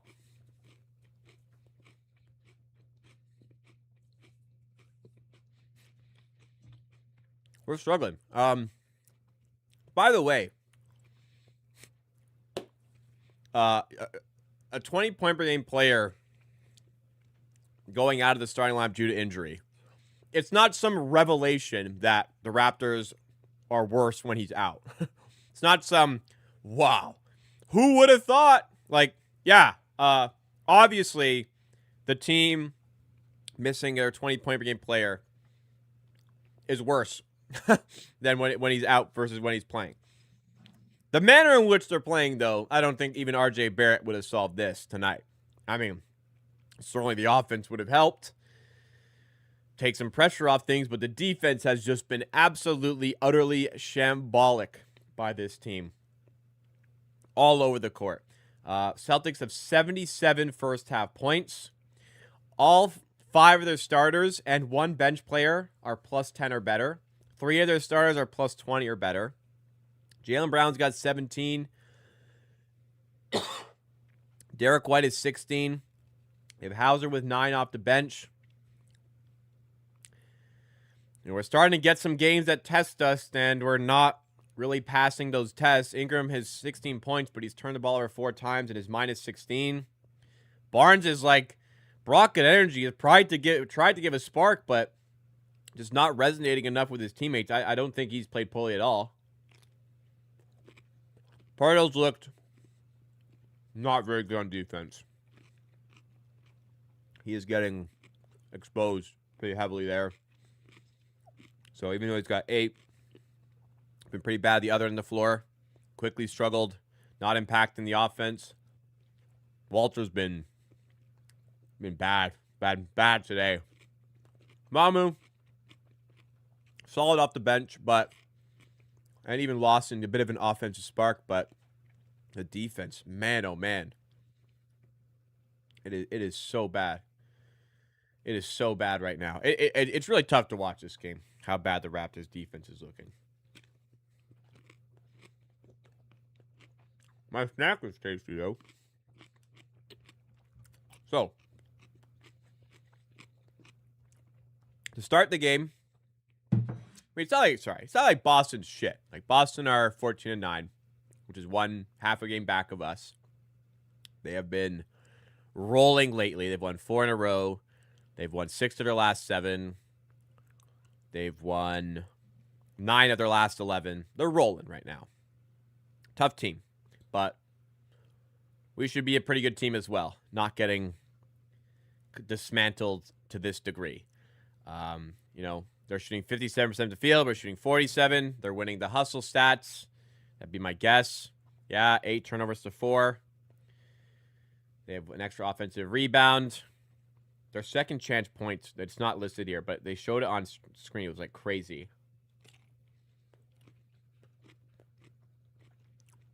missing rotations,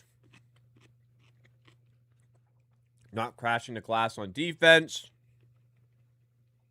not boxing out. Been a disaster. I mean, I don't think even Darko could spin this one into a positive. Like, I'm with Agent Grim. I don't know how this is the same team. I have no idea how this is the same Raptors team, just minus Barrett, really. Like, Barrett sure impacting the offense. He shouldn't be impacting the defense. And sure, part of, like, the offense, you're putting pressure on the opposition, so a good offense helps make a good defense, but still, like, this is shambolic. Why is the Buffalo Bills, and I think it was the Titans mascot there? That was strange. Brutal stuff. Well, enjoying my snack.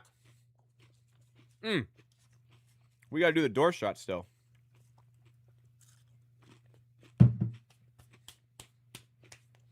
Let's get that done.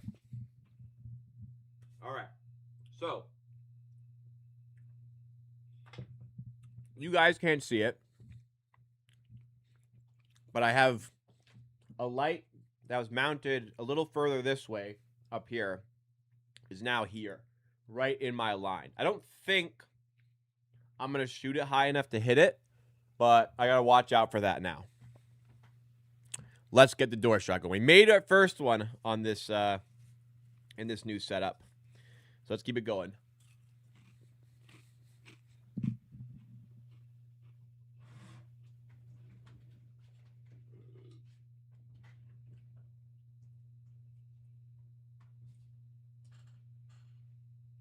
All right, here we go.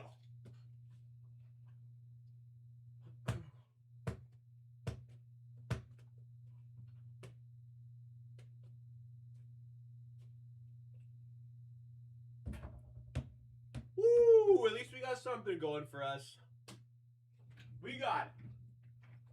We got it. We're starting to hit more often now.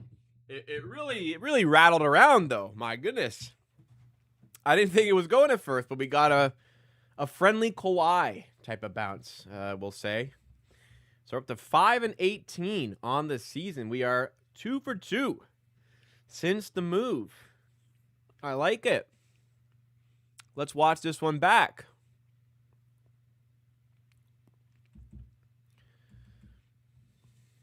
Let's watch this back.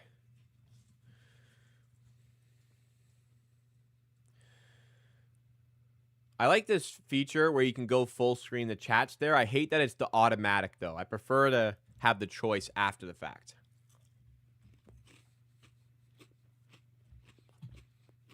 Instant replay.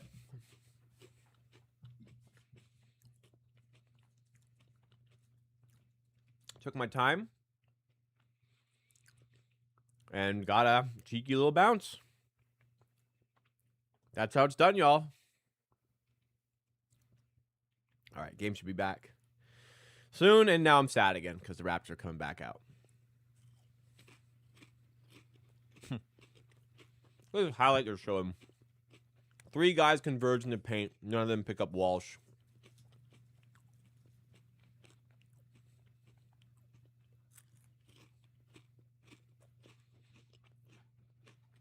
Wow. Some of these replays are very incriminating against the Raptors. Door shot in the corner, wise placement.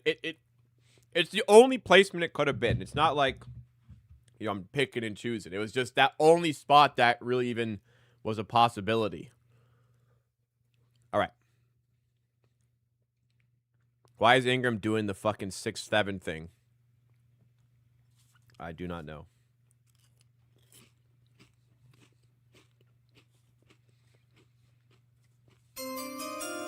Put me out there, yeah.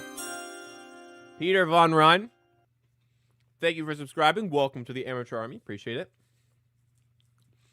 With enough video now, teams know how to counter the Raptors. Why there's maybe, but you got to adjust.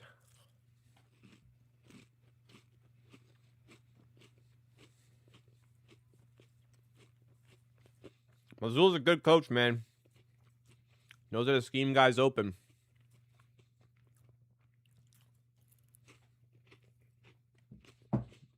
Brown shot clock down, misses. Another offensive rebound. Keita finishes. Another offensive rebound. Another second chance possession.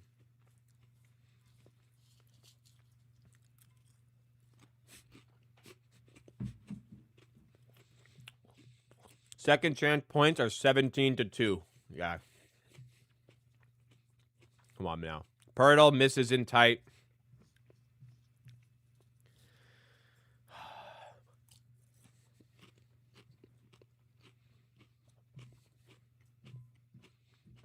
Almost done here.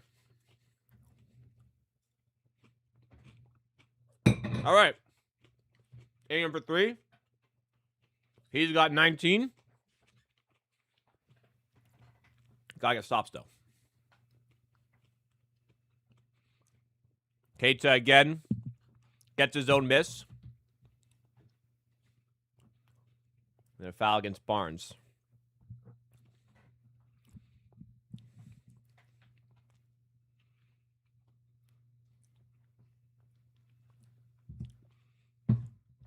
I don't think, no good way to do that on camera. I don't think Zubats is a possibility.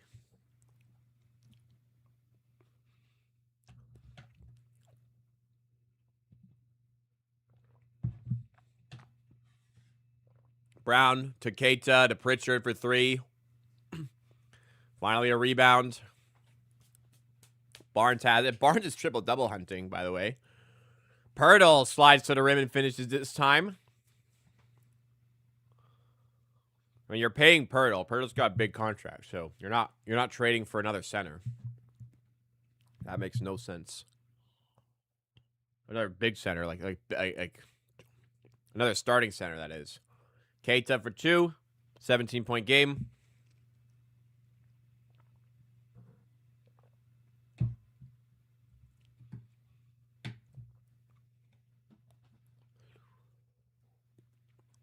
Pirtle to Ingram for 3. Sorry, not for 3, for 2. What am I talking about? No good anyways. Doesn't matter where you shoot from, it doesn't go in. 81-64.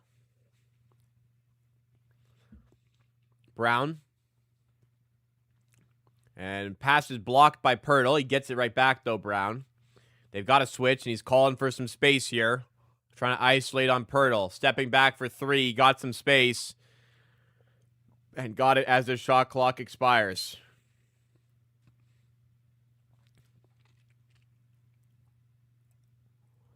Quickly to Barnes.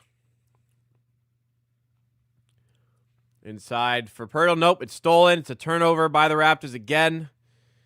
Pritchard to Walsh. His tough layup doesn't go. Barnes has the rebound. Quickly to Walter. His layup. Oh, get him. I mean, get him. I mean, if he's not even going to make a open layup, then why is he even on the floor? Like, he's not doing anything else.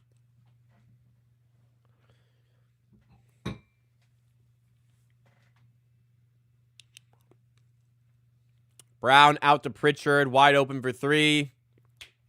You know, the good three-point shooter being wide open for 3. I probably wouldn't leave that guy open, and it's 87-64. Down by 23, and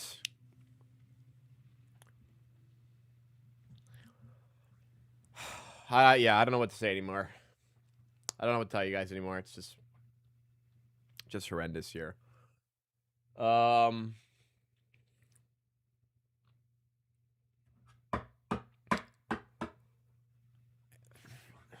Nothing's changed. Nothing's gotten better. Still turning the ball over. Still giving up offensive rebounds. Still leaving guys open.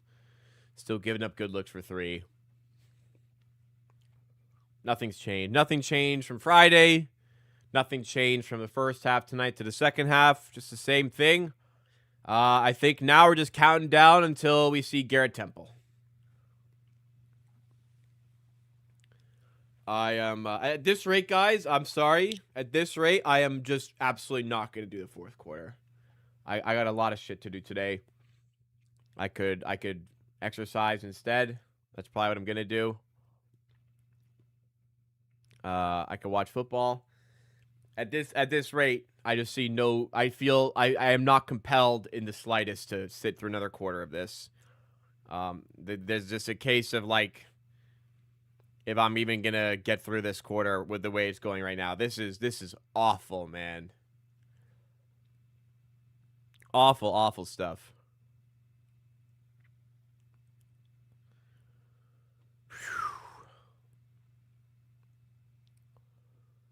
That chocolate looks good.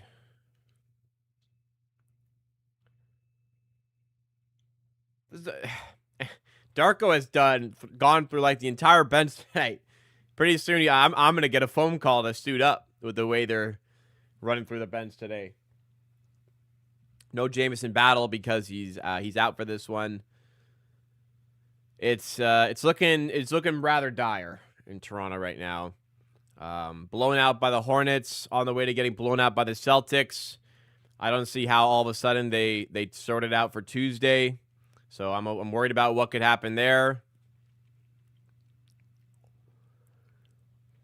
Schedule's not going to get much easier, so got to find ways to come through.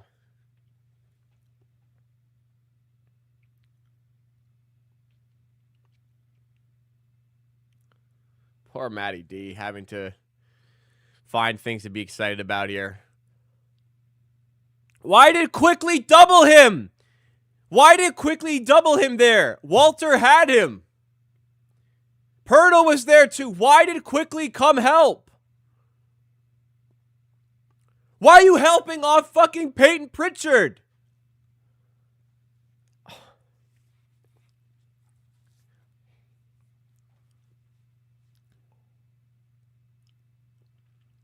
Ingram long too. Christ, this guy's good. He's got 21. I mean, he's giving us a lot on offense. I know he's had some turnovers, but his offense been there.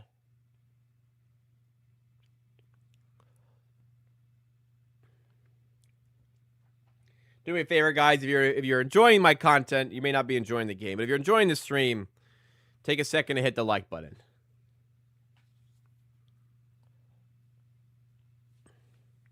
Abaji called for the foul on Brown.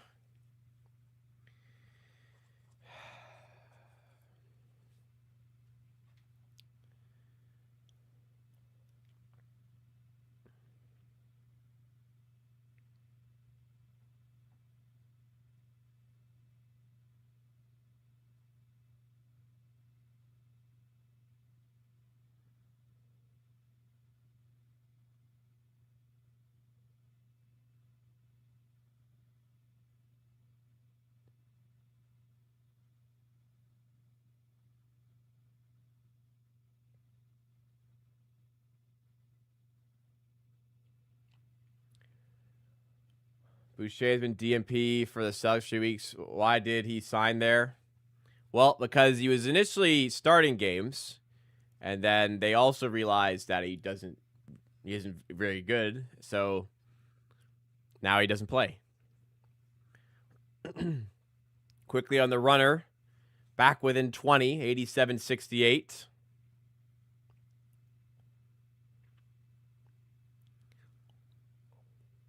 Pritchard to White. Now Keita, handoff to Pritchard.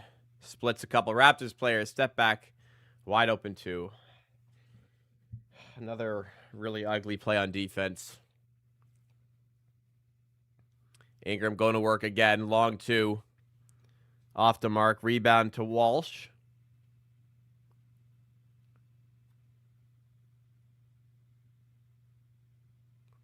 Raptors get a steal.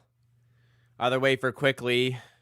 Transition three. He's fouled. He's going to head to the line, and this could put the Raptors within 8. No, how much? Oh, we're down by 21 right now, not 19. This will put us within 18. The Pirtle contract is starting to look very bad. Like, he can't get healthy. He can't play back-to-backs. It's rather alarming. The Quickly contract it's probably not as bad. He's like, when Quickly's on, he's a fine player. He may not be playing to $32.5 million, but he's fine. Pirtle's been real bad tonight.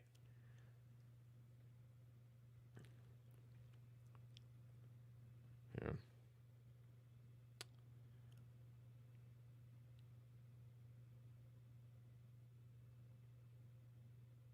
Quickly makes both free throws. 18-point game.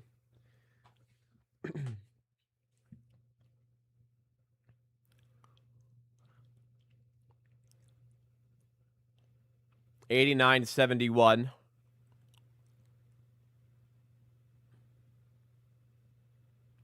It's true. Pirtle could sit out more if we had a backup.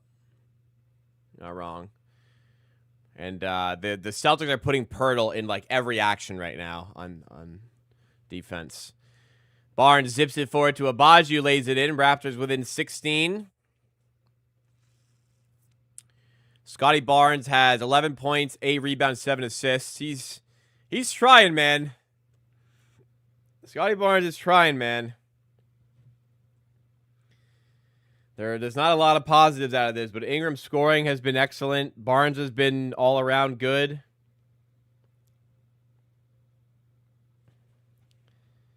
Need to find some more help. Some more contributions here.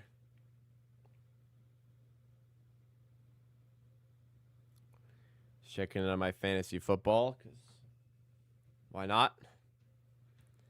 It's almost playoff week.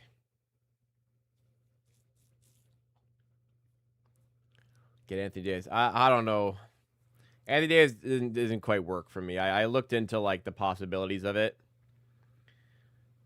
Doesn't quite work, really. Just a really tough trade to pull off. Raps in it, but behind at the same time, need that extra to catch up. Long way to go still, but we can pray, I guess.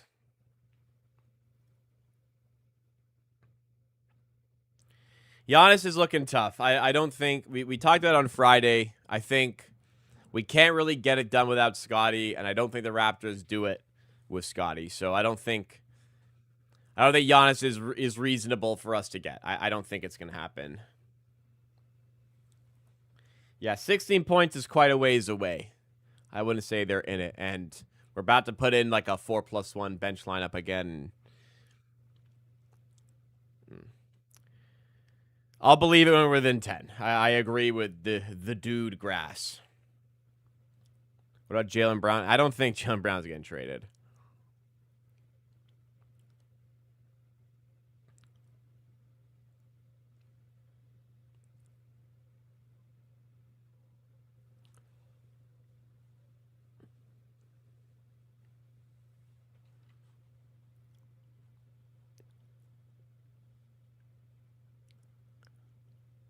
Yeah, there's not going to be like a huge improvement coming from a trade. There might be like slight things here and there, but there's not going to be some huge pickup likely from the Raptors. Especially like this first season of starting to trend in the right direction. And there's still a long ways to go, and the way it's looking right now, we might have been in a false sense of where we were.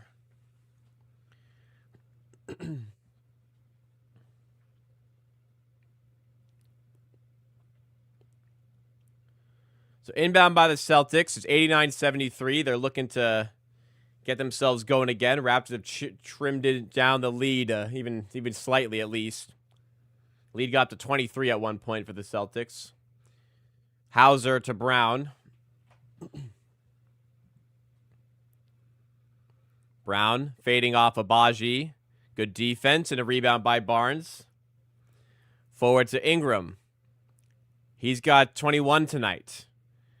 Jumper is good, and he's got 23 tonight. 14-point game. Simons off a screen for three. Doesn't go. Agbaji rebound. Raptors a good chance in the fast break. Quickly going at Simons. Putting up the two and getting the bounce. Raptors within 12 now. Okay. 9-0 run right when the Raptors need it. Right when it looked like the game was over. 9-0 run. 12-point game. Needs some more stops to go with it, though. Brown going at Pirtle and finishing through some contact. Good play there by Brown. Raptors haven't had much of an answer for him tonight. Quickly fouled by Hauser.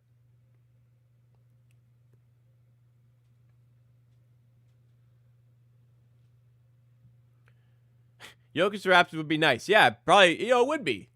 Sign the best player in the world. Sure, get the best player on your basketball team. That would be good. Barnes in for Pirtle. In the corner for Ingram. Pritchard the defender. Ingram wants to go to work.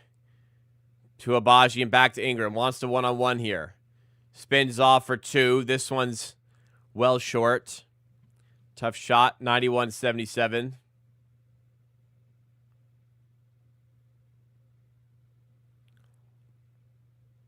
Brown spinning off Agbaji. Doesn't go. Rebound Keita. Brown has it.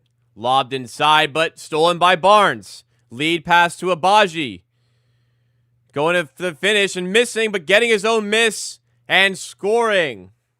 12-point game again. It did sell the Scotty assist. It may not have been an assist, but it did sell the potential assist. Agbaji called with the foul here. Barnes is in triple-double range with the Raptors now kind of in range of the Celtics, down 12. Barnes is 11, 9, and 7 tonight.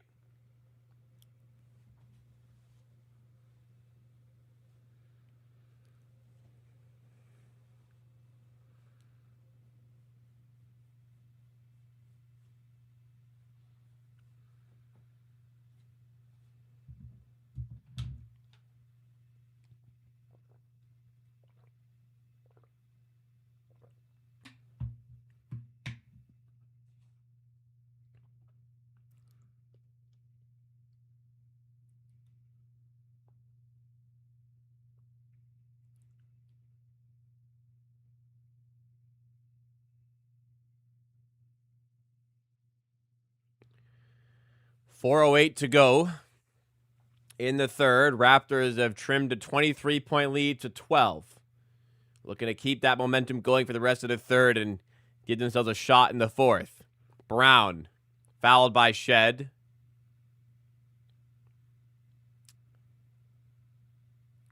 Shed is unhappy with the call.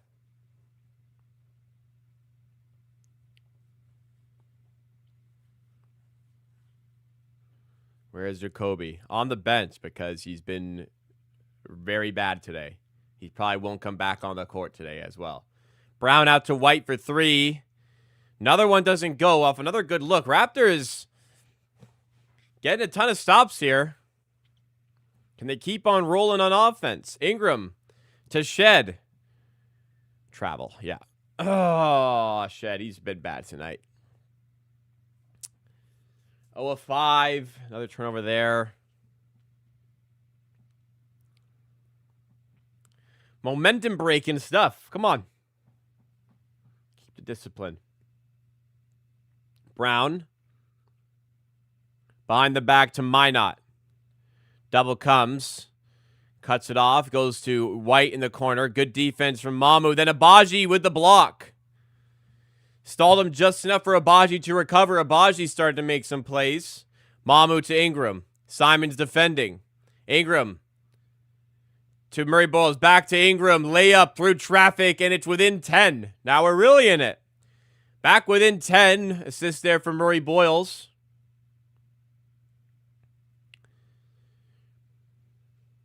(13-2) run. Oof. Making him sweat. Brown into Simons. The one-hander is no good. The Raptors have it again. Then it's deflected out for a Raptors ball. But it stopped the fast break. Derek White doing some good work there on defense. Raptors 91-81.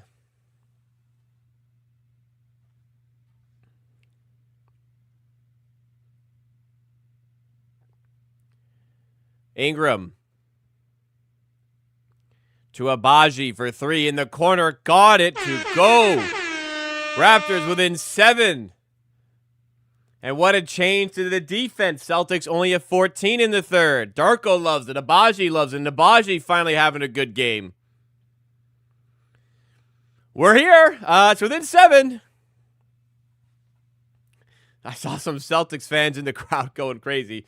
Like, so upset. Wow. All right. I have no idea where this has come from, but the Celtics offense has gone cold.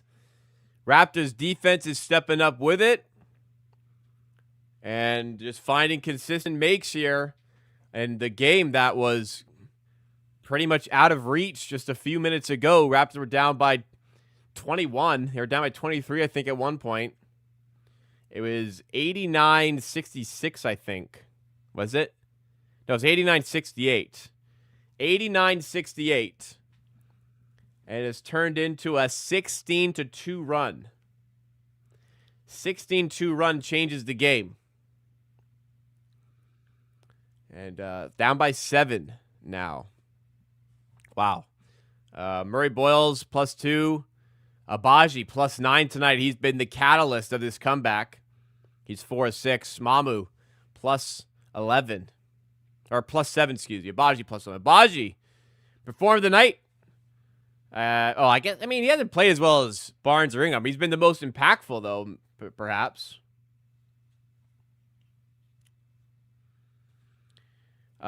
Reminder, no spoilers in the chat. If you're watching me, wait till I react. If you're ahead, maybe try syncing up your clock with mine here. No spoilers in the chat, please. Hauser, short. Rebound for the Raptors again.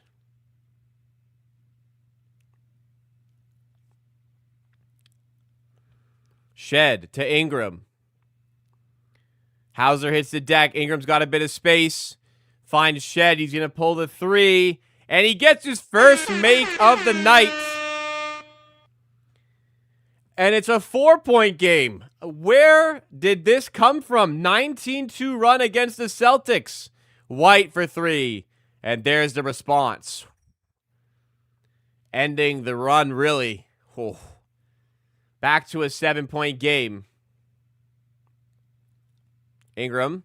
There's a foul against the Celtics there. 94-87. Raptors getting loads of stops in this stretch and rebounding much better in this stretch. And you feel the energy starting to hit the arena, starting to hit the Raptors bench. Wow, Darko was not happy there. 94-87. Raptors have been a really good third quarter team this season. And another good third quarter here after the start of the third looked even worse than the first half. They have found their groove and are right here in the game. Ingram bails out of a double, and Shed saves it. Good hustle play. Shed to the rim. Try to dump it off to Murray Boyles. Errant pass, and eventually it's a turnover or a missed shot. It's something. It wasn't pretty, whatever it was. Celtics have the ball again.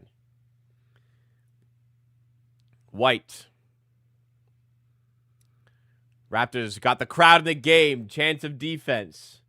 Derek White over top of Murray Boyles. Tough shot. Good rebound. And look how there was 4 Raptors converging on the rebound there. Much better this time. Why not?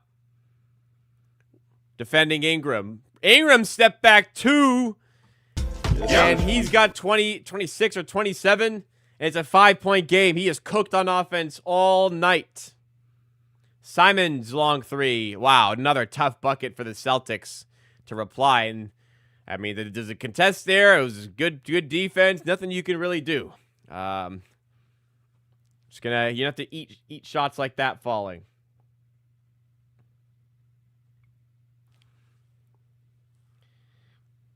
Shed, defended by Hauser. Shed driving. Layup. Got it. Nice take by Jamal Shed. Starting to find the rhythm on offense. I think that's up to 5 now. 97-91. White. Stolen by Shed. Do they have enough time? They will not. But it's another momentum-building play to end the third, And the Raptors, who trailed 89-68, are down 97-91. They have found something from nothing. Celtics led by as many as 23 tonight, but the Raptors are in with a shout, and they have the momentum going into the fourth. And it's been the bench doing the big work. Abaji's on 11 points, plus 10. Mamu's on 11 points. He's plus 8. Roy Boyle's been solid in his limited minutes.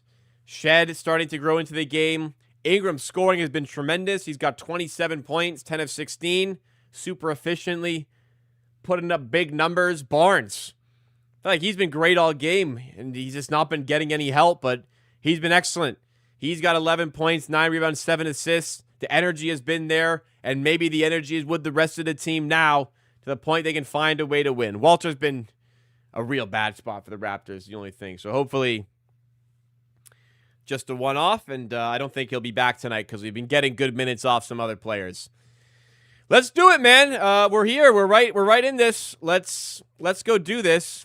Abaji, Shed, Mamu, Murray Boyles have been the right lineup of guys off the bench. Raptors are up to now 52% from the field and 54% from three. It's just they've only taken 13 threes. The Celtics have made 16. They're constantly having to play catch up on those makes, but doing enough here. We've shot 12 more free throw attempts than them. They've now committed more turnovers than we have. Oh, no. Sorry, I read the wrong stat. They're now close to as many turnovers as we've committed. And we're catching up for offensive rebounds. What a quarter there. What a quarter. Like I said, guys, I have no idea where a comeback's going to come from, but they found momentum and a spark.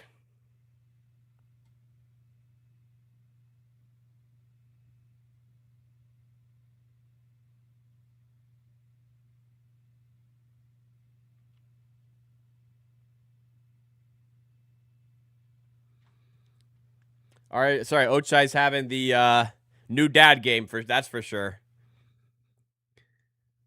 First time he's been super impactful in quite a while. He hasn't been to his best this season for sure. Inbound by Lawson to Shed, and here we go. Shed, pass the screen, and to Aegis. So it's Shed, Lawson, Elijah Martin, Mamukelashvili, and Barnes. As Shed gets the first finish there. Elijah Martin is in the game, ladies and gentlemen. I did not see that coming. I'm pretty sure this is Elijah Martin's first piece of meaningful minutes of his NBA career. Not sure what Darko's seeing, but we'll see how it goes. Raptors get another stop. They're within 4. Shed to Lawson for 3. And he drills it. The Raptors are within 1. 97-96. They've got all the momentum. They've got the crowd on their back. And they've got loads of players finding the touch on offense. They are fired up right now. I'm fired up right now. 1-point game. How did this happen? Whew. We got a grandstand finish on the card. And what character to recover after it looked bleak. I'm sure some people shut the game off. I mean, I might have if I wasn't streaming. Good Lord. What a comeback. Still work to do to win this, but the momentum is with Toronto right now. The defense locked in. I think the hustle was there. They were getting stops, no more second chance points. They were converging on rebounds. They just got a lot more off of more players in offense. Ingram kept it consistent, but more players stepped up. And all of that is converged into this 1-point game we now have. Raptors bench bailing him out tonight. 23-point lead at one point it was for the Celtics. It was 89-68 a short while ago. As the Lone Magsy Andon has subscribed. Welcome to the Amateur Army. A very nice 28-8 run. 28-8 run for the Raptors. And here we are, 1-point game. Another timeout Celtics. They're trying to find answers that they're not finding them. Let's do it, man. Lawson should be on the team. Well, good news. He's playing today because he is a rostered player.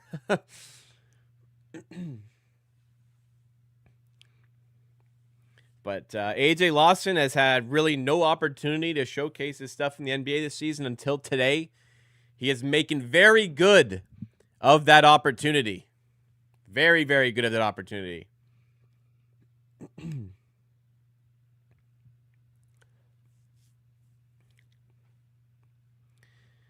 7:54. The Raptors, who allowed 77 points in the first half, have only allowed 8 points in the last 8 minutes of game time.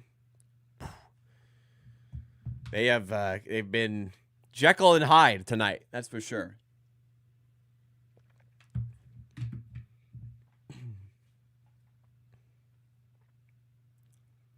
White. Pass out to Pritchard.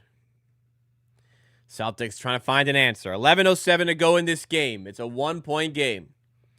Keita finding some room, and he's blocked. Gets his own miss. Finds White for three. Front rim into the hands of Brown. Unlucky. Went right to him. Not much Raptors could have done there. Pritchard. Shot clock back up. Now at 7. And nearly stolen by Martin. And then stolen. Raptors have it. Shed to the rim. And the Raptors have the lead. 30-8 run. And the Raptors are up by 1. Elijah Martin with the steal. Shed with the finish.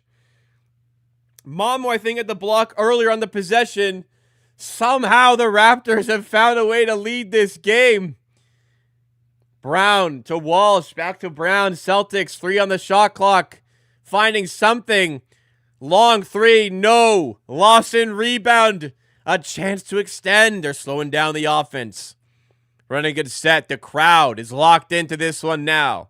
Shed to Mamu. Zips it to Lawson. Fumbles the pass, but saves it from going out of bounds. 8 on the shot clock. Mamu backing down White. Size disadvantage. Double comes. Cut from Martin. And he misses inside. Gotta look there. Brown other side. And a foul against A.J. Lawson. So we'll settle it down here.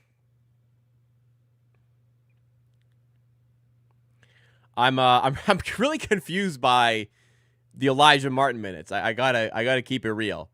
Are they that upset with Grady Dick? And I guess they're that upset with Walter and Dick tonight that they're going with Martin. I mean, I guess they haven't been good, so they're just getting in some fiery characters with the likes of Martin checking in. I mean, you saw my reaction. I was shocked. I looked like 55. What? Elijah Martin's in. I was a little stunned in my head when I looked down in the corner and saw Elijah Martin. But he's a hustler at least. And he's trying to earn a spot, so he's going to put in some work. Celtics regain the advantage at the line with Brown. 99-98. Shed, full court pass to Lawson. And he can't finish through contact. Wanted the foul, but doesn't get it. White. Defended by Mamu. Pritchard now in the corner or above the break to White. 3 ball doesn't go. And a loose ball foul called against the Raptors. And Shed is holding his knee. I don't like that. His teammates get him up. Let's see what happened here. Oh, it's impact. Okay. Impact looked like impact injury, which is good. Not any internal damage, hopefully. Looked like he just banged his knee against Martin's knee. Or could have been even like the lower thigh, but They're going to get him out anyways. He's walking. He looks okay. Just shaking up a little, but quickly he's going to check in. And the Raptors finding this run without Ingram right now. So when Ingram checks back in, we've got a little bit more offense to lean on with him. Brown going at Scotty, spinning. Wow, tough bucket. Oh, he missed. It rims out. Wow. Would have been a tough bucket. Quickly on the floor with Barnes, Martin, Lawson, and Mamu. You would not have expected Lawson and Martin to be getting key minutes, but here they are. Barnes to the rim, gets the roll. Raptors win the race to 100. 100 to 99.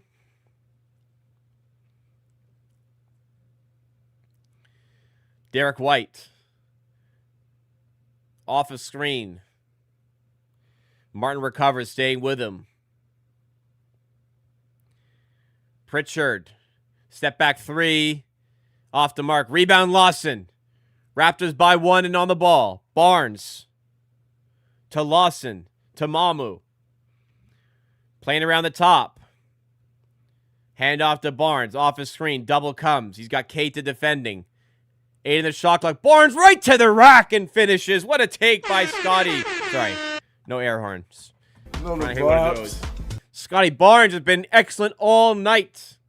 All night long he's brought the energy. And when no one matched him, he still brought it. Now the rest of the team is with him. The Raptors lead by 3. Brown. Pass deflected. Wow. Right to White. Unlucky. He drills it, but unlucky. The defense was there again. We're giving him problems. 102-102. Quickly has it. Hand off to Lawson. Barnes to Mamu. Back to Lawson. Open for 3. Shoot it. Yes. This one's off. It's out of bounds for a Celtics ball. Ingram going to check back in now. Wonder who's coming out. They're going to leave Martin in. Elijah Martin checking out after a few minutes, or I think 4.5 minutes. Hey, shout out to 905. They're 10-0, and their guys getting some opportunities, and they've made it, Lawson especially, has made a difference tonight. Martin hustled a little bit, got us some minutes, ate up some clock, and now some starters rolling back in. Lawson getting more minutes, though. White, cross-court to Pritchard. Mamu meets him. Good rotation. Pritchard to White. Back to Pritchard for 3, and he hits it. Celtics back up 3. I'm not sure how you can get Pirtle in right now because Mamu's done an excellent job on defense. I'm not sure how you could even get Pirtle back in because he's just getting torched by the Celtics. 3-point game. Raptors have put in the work to get all the way back in. Can they finish it now? Can they find a way to win this game? Pirtle is a -12 tonight. Walter's a -16 tonight. The minutes have not been good with them. Lawson's actually a -5, if you believe it. Felt better than that in his minutes. I don't see how you can get Pirtle back in right now. They've been hunting him. Mamu can't play the whole quarter here, but I don't know how Pirtle comes in.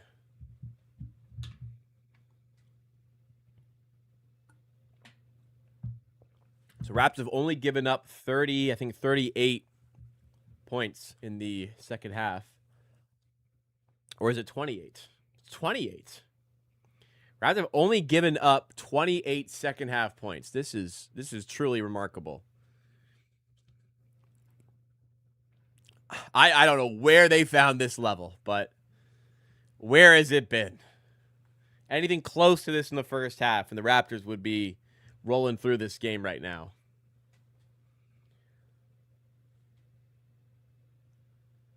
Whew.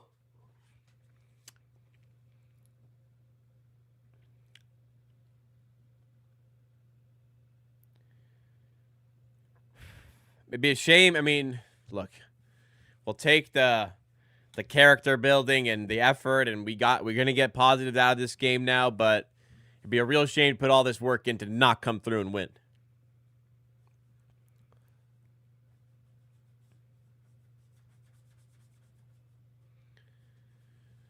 .707 to go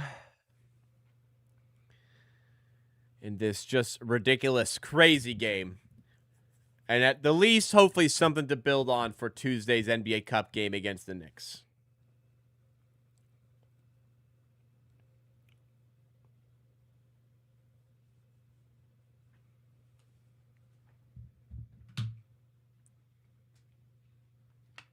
Back from the Raptors timeout.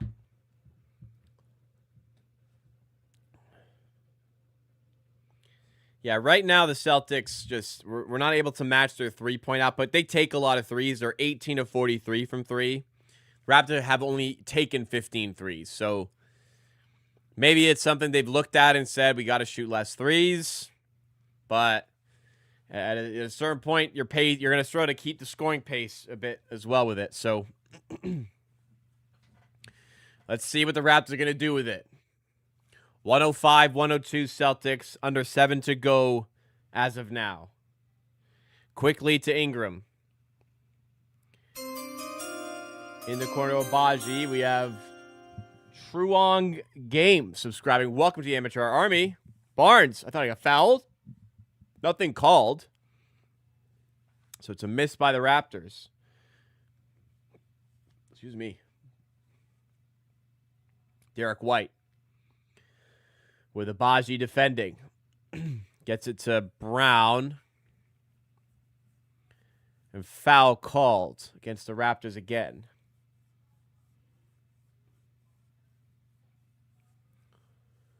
Still plenty of time left. Pritchard on it. Quickly defending. Not switching. They're fighting through screens better now. Good work by Barnes and Quickly. And then Brown finds some separation and hits it in mid-range. I've seen much more aggressive push-offs not get called, so I don't think Barnes is getting that. Just lost his footing. And then Barnes is fouled by Walsh on the other side. So Celtics back up by 5. Yeah, Brown just stepped on his foot. That's where the stumbling came from for Barnes. Mamu lasers a pass to Abaji at the rim, and he rushes the layup. He had much more time than he thought, and he misses. Man, wants that one back. Pritchard to Brown, and this is bad defense. Good recovery from Mamu, though.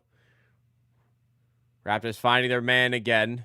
Walsh for 3 off the mark. Yeah, you got to stay in it here. Don't let them go away now. Could have easily been 8 there. 107-102. Barnes. Double comes, but he gets to the glass. Kisses it off and finishes. Back within 1 possession. We're heading towards a clutch situation here out of thin air. If you guys are enjoying the stream, enjoying the comeback, please make sure you've hit the like button. If you're new to the channel, subscribe for more watch parties like this as the Raptors draw a foul. Another turnover by the Celtics. I'm live for most Raptors games, and I'm live every Monday, Wednesday, and Friday for Raptors news, discussion, and updates in our happy hour stream. Lots of great content coming at you on the channel. Get subscribed. Most importantly, though, hit the like button if you're enjoying right now. Let's finish strong, ladies and gentlemen. Quickly, Abaji, Mamu, Ingram, Barnes on the floor. I think this will be the closing lineup. I think they're going to close with Mamu. I think they're going to close with Abaji rather than Walter and Pirtle. Although I don't think Mamu's been off yet, so they may have to bring in Pirtle at some point. We'll see. Shot clock down to 3. Ingram, long 2. In and out. Wow. Nearly got it. Mamu wrestled the rebound away, but then Brown got the steal. Unlucky. Brown. Going at Mamu. Wanted the foul. Doesn't get it. Way off the mark. Mamu bats the rebound to Barnes. Ingram missing too much. Ingram is 10 of 18, man. I don't know what to tell you. Ingram for 3. This one rims out again. Unlucky. Ingram's playing really well, and he's our best player on offense. So I don't mind giving him the ball. But hasn't happened there. Pritchard other way makes a 3, and the Celtics open up their lead a little bit again. Unlucky.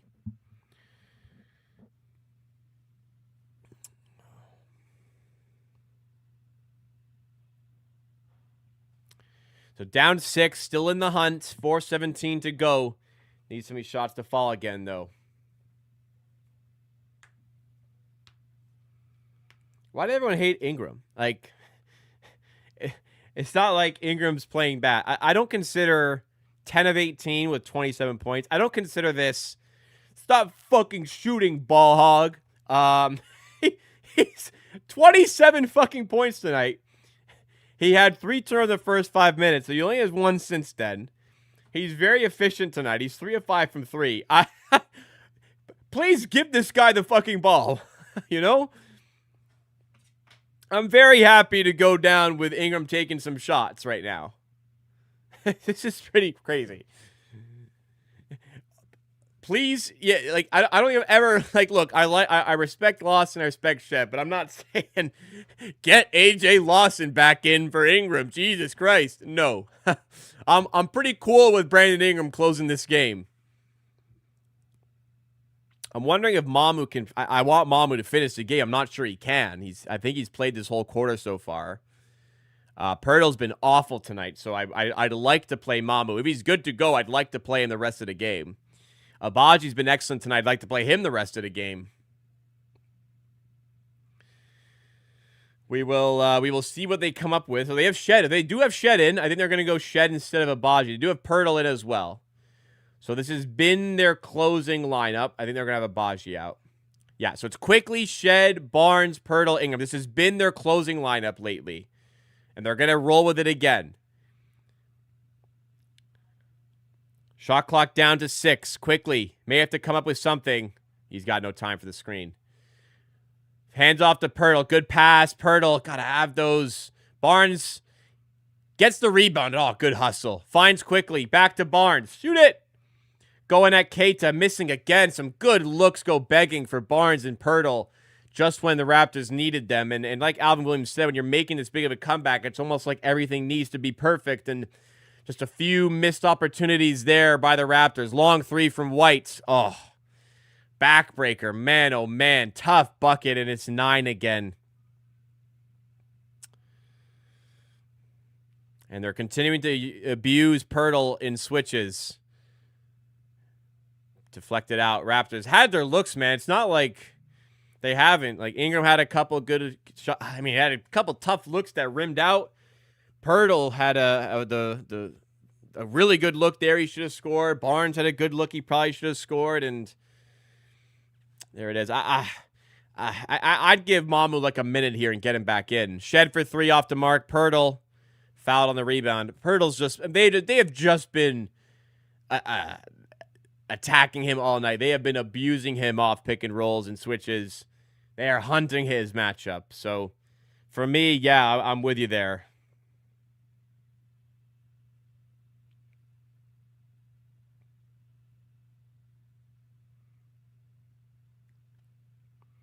Barnes will inbound to Pirtle. To Shed. Quickly comes off a screen. Tough 3. Doesn't go. Man, looks like this one's going to come up short for Toronto. Unless something drastic changes here. 11-2 run by Boston in the biggest moment of the game. Brown to Keita. Now White. Separation again. This one doesn't go. Pirtle gets the rebound. That's what he's got to do. Raptors need a bucket. They need a bucket now. Ingram out to Barnes. 14 shot clock. Still time to get something set up. Barnes with Walsh defending. Wants to take it at him. Sneaks past. And draws the foul. Don't think this will be a shooting foul. But it is. Okay. He will go to the line. Running out of time here.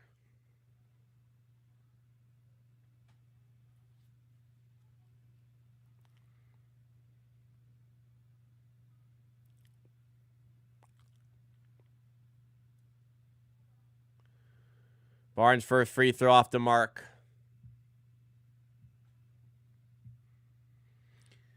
Looking like it's a little bit too far away now, unfortunately.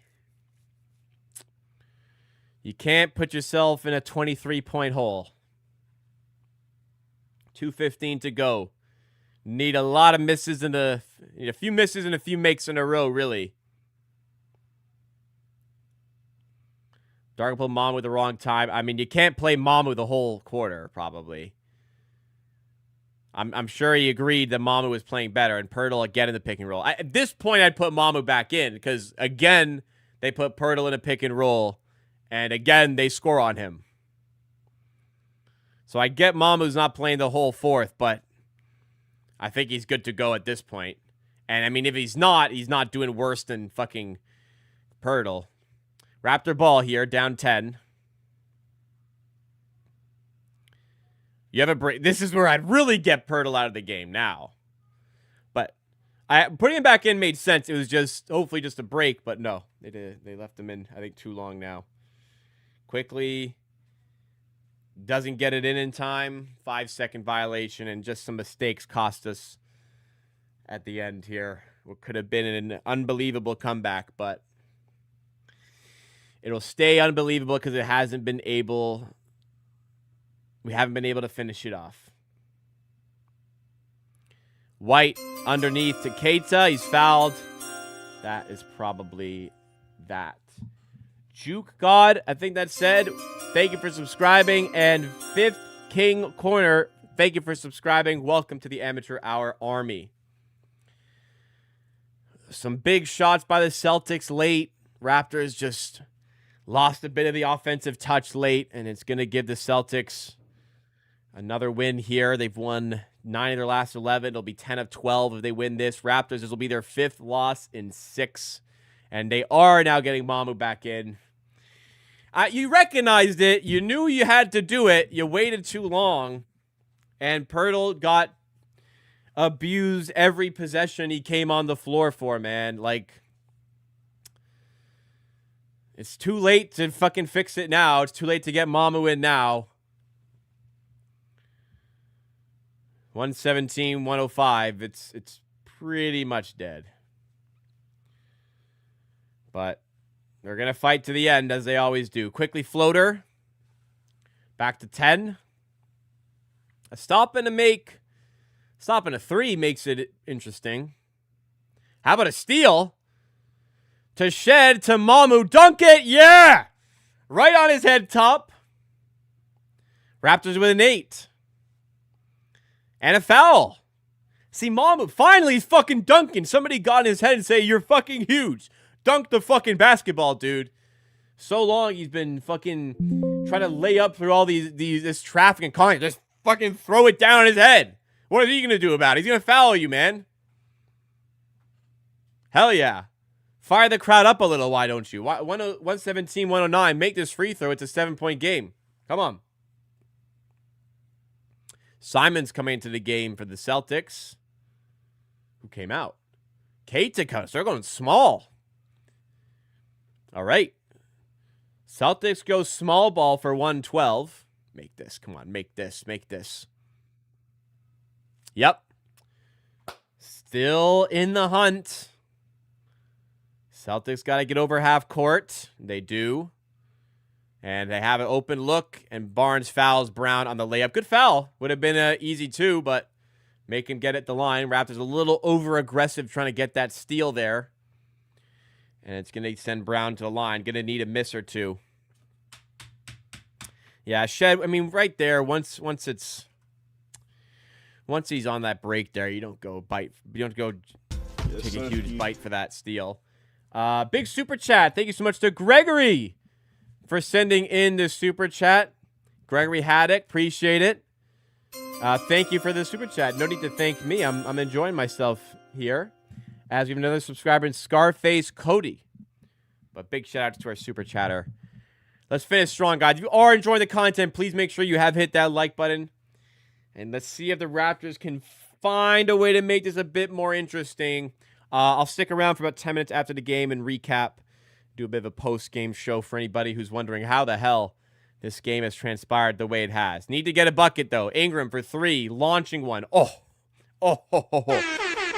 Brandon Ingram keeping a minute. The officials, are saying it's a 2. They're going to review it to get it right, but they think it's a toe on the line 3, so a 2-pointer. So 119, 112, unless the replay changes. No, it's a 3. That's a 3. That's a bad call. They're going to review it. That's a 3. The Raptors will be within 6. Brandon Ingram will be up to 30 with that. 30 points on 11 of 19 shooting. Big bounce back game for Ingram. Is it enough? Pritchard over half court to Hauser. Raptors need to stop. Celtics have gone small here. Brown cycling out. 10 on the shot clock. Using up the whole clock. White defended by Quickly. Good defense. Tough shot. Off the mark. Mamu with the rebound, and Shed saves it. What a play. Can the Raptors add on? Ingram to Shed. Gotta go. Mamu, gotta shoot. Mamu for 3. Oh, way off. The moment gets the better of him, and it's so off that we can't even fight for a rebound. And I think that was the one that needed to fall. They schemed a good look. They got a good look. Chance goes begging. Inbound to Brown. Foul. Yeah, it's a foul.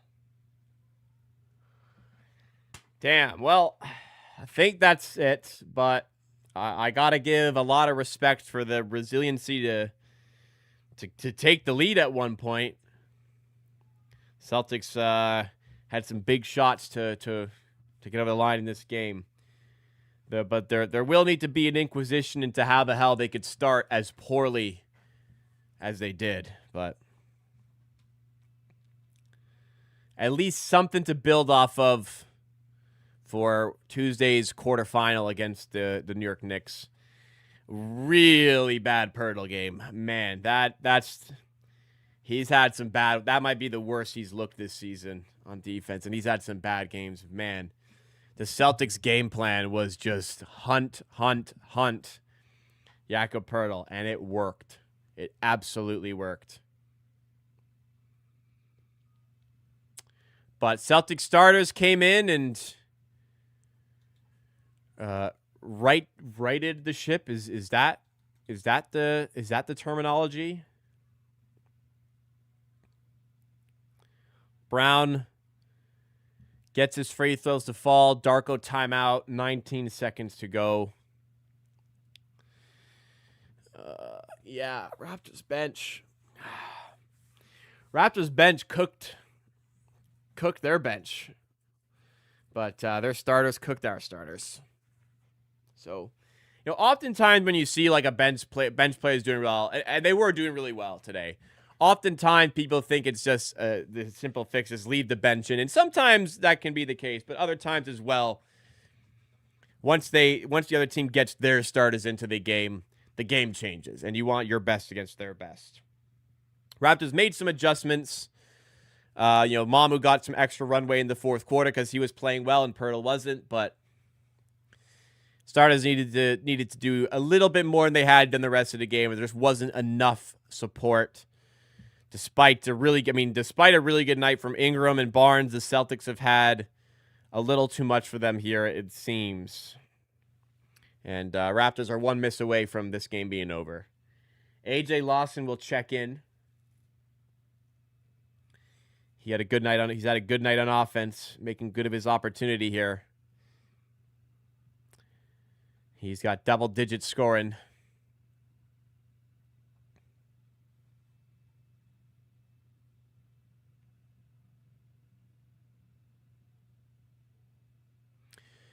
They've got a good amount of rest upcoming, though.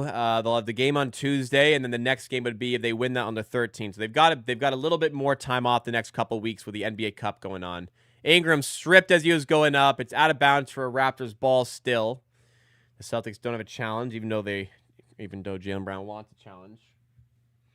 Big shout out to my dog, who has just slept beside me this whole stream and has not bothered us. Big shout outs to my Wi-Fi for not crashing. Big shout outs to my computer encoder for not being a problem.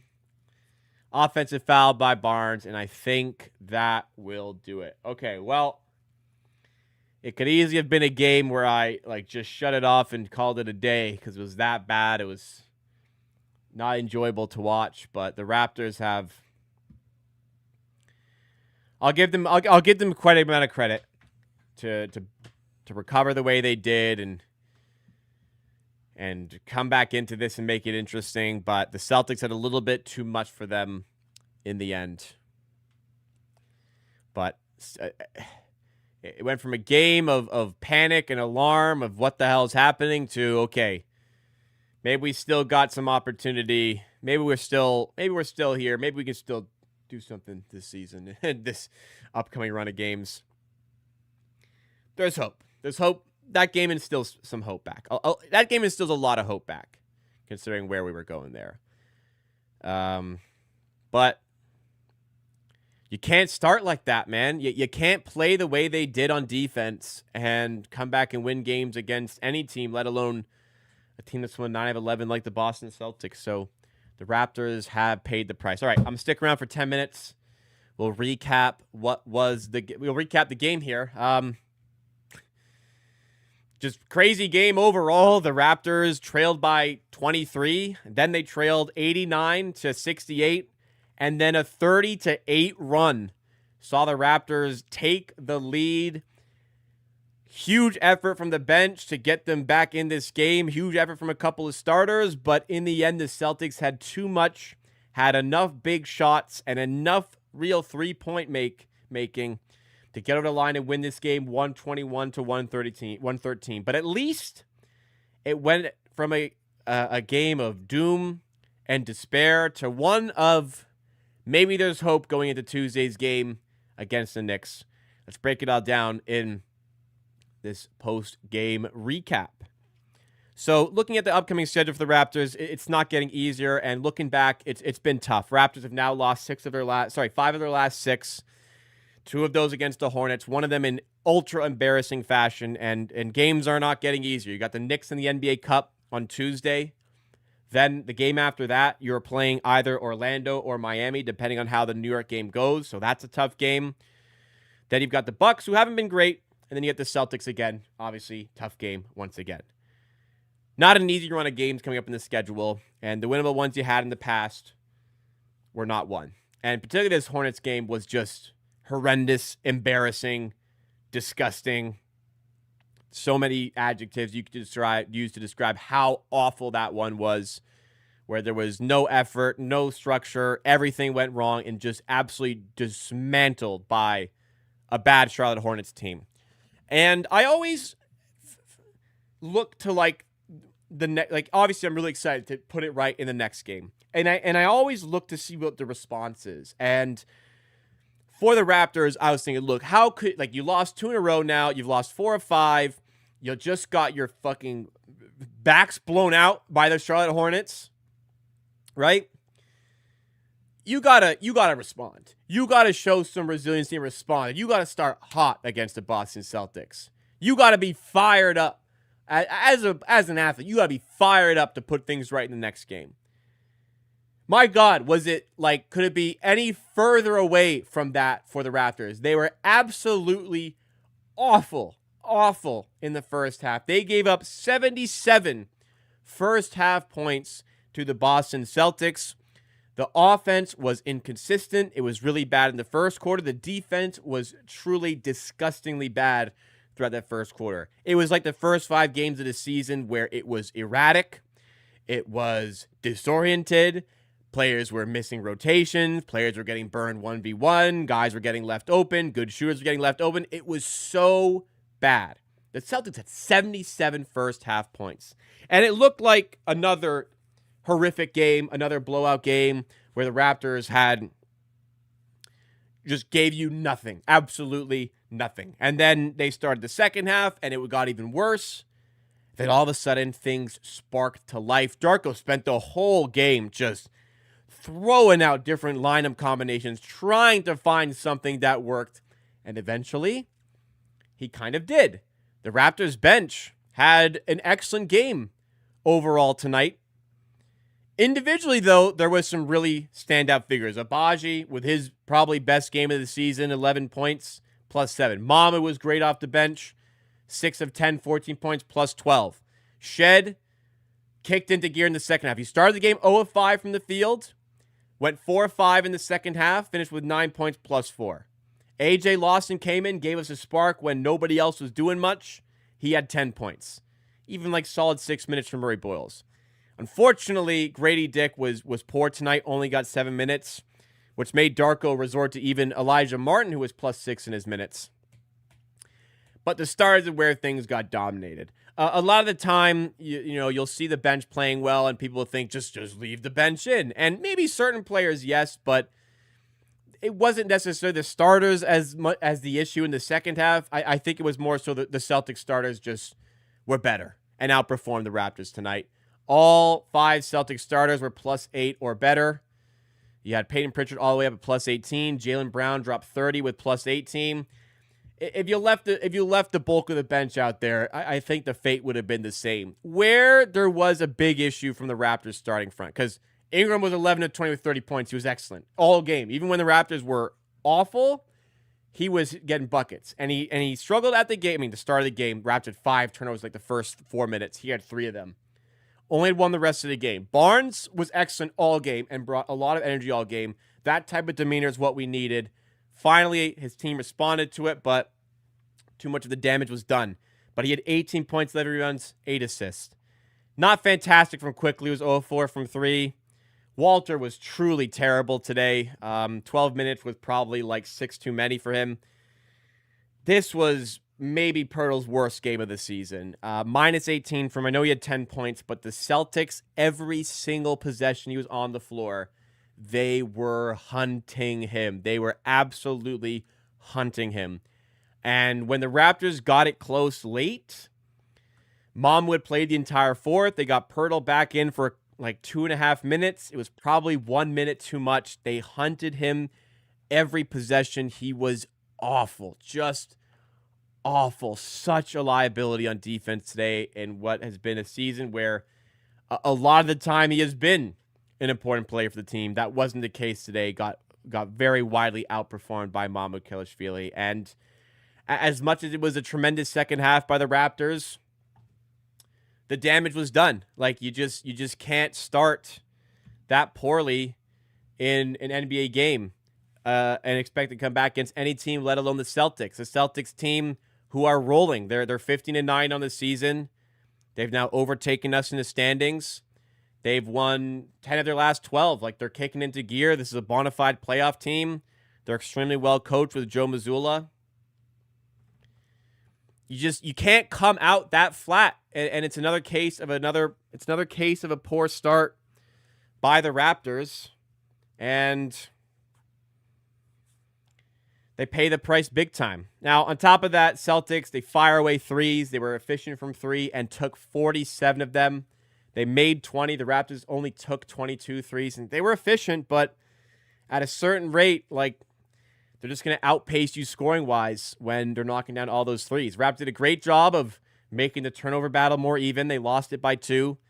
They did a great job fighting back in offensive rebounds, but they lost that by 3. So put themselves in a hole. Went on a huge run to get back in the game, but other than that 30-8 run, which was a significant portion of the game, the Celtics were the better team. Probably did deserve to win. The Raptors did not have enough to get over the line here. But, it went from early in the third quarter, I was like, when am I shutting this off? Because they're giving me nothing in the slightest. But found something from deeper parts of the bench.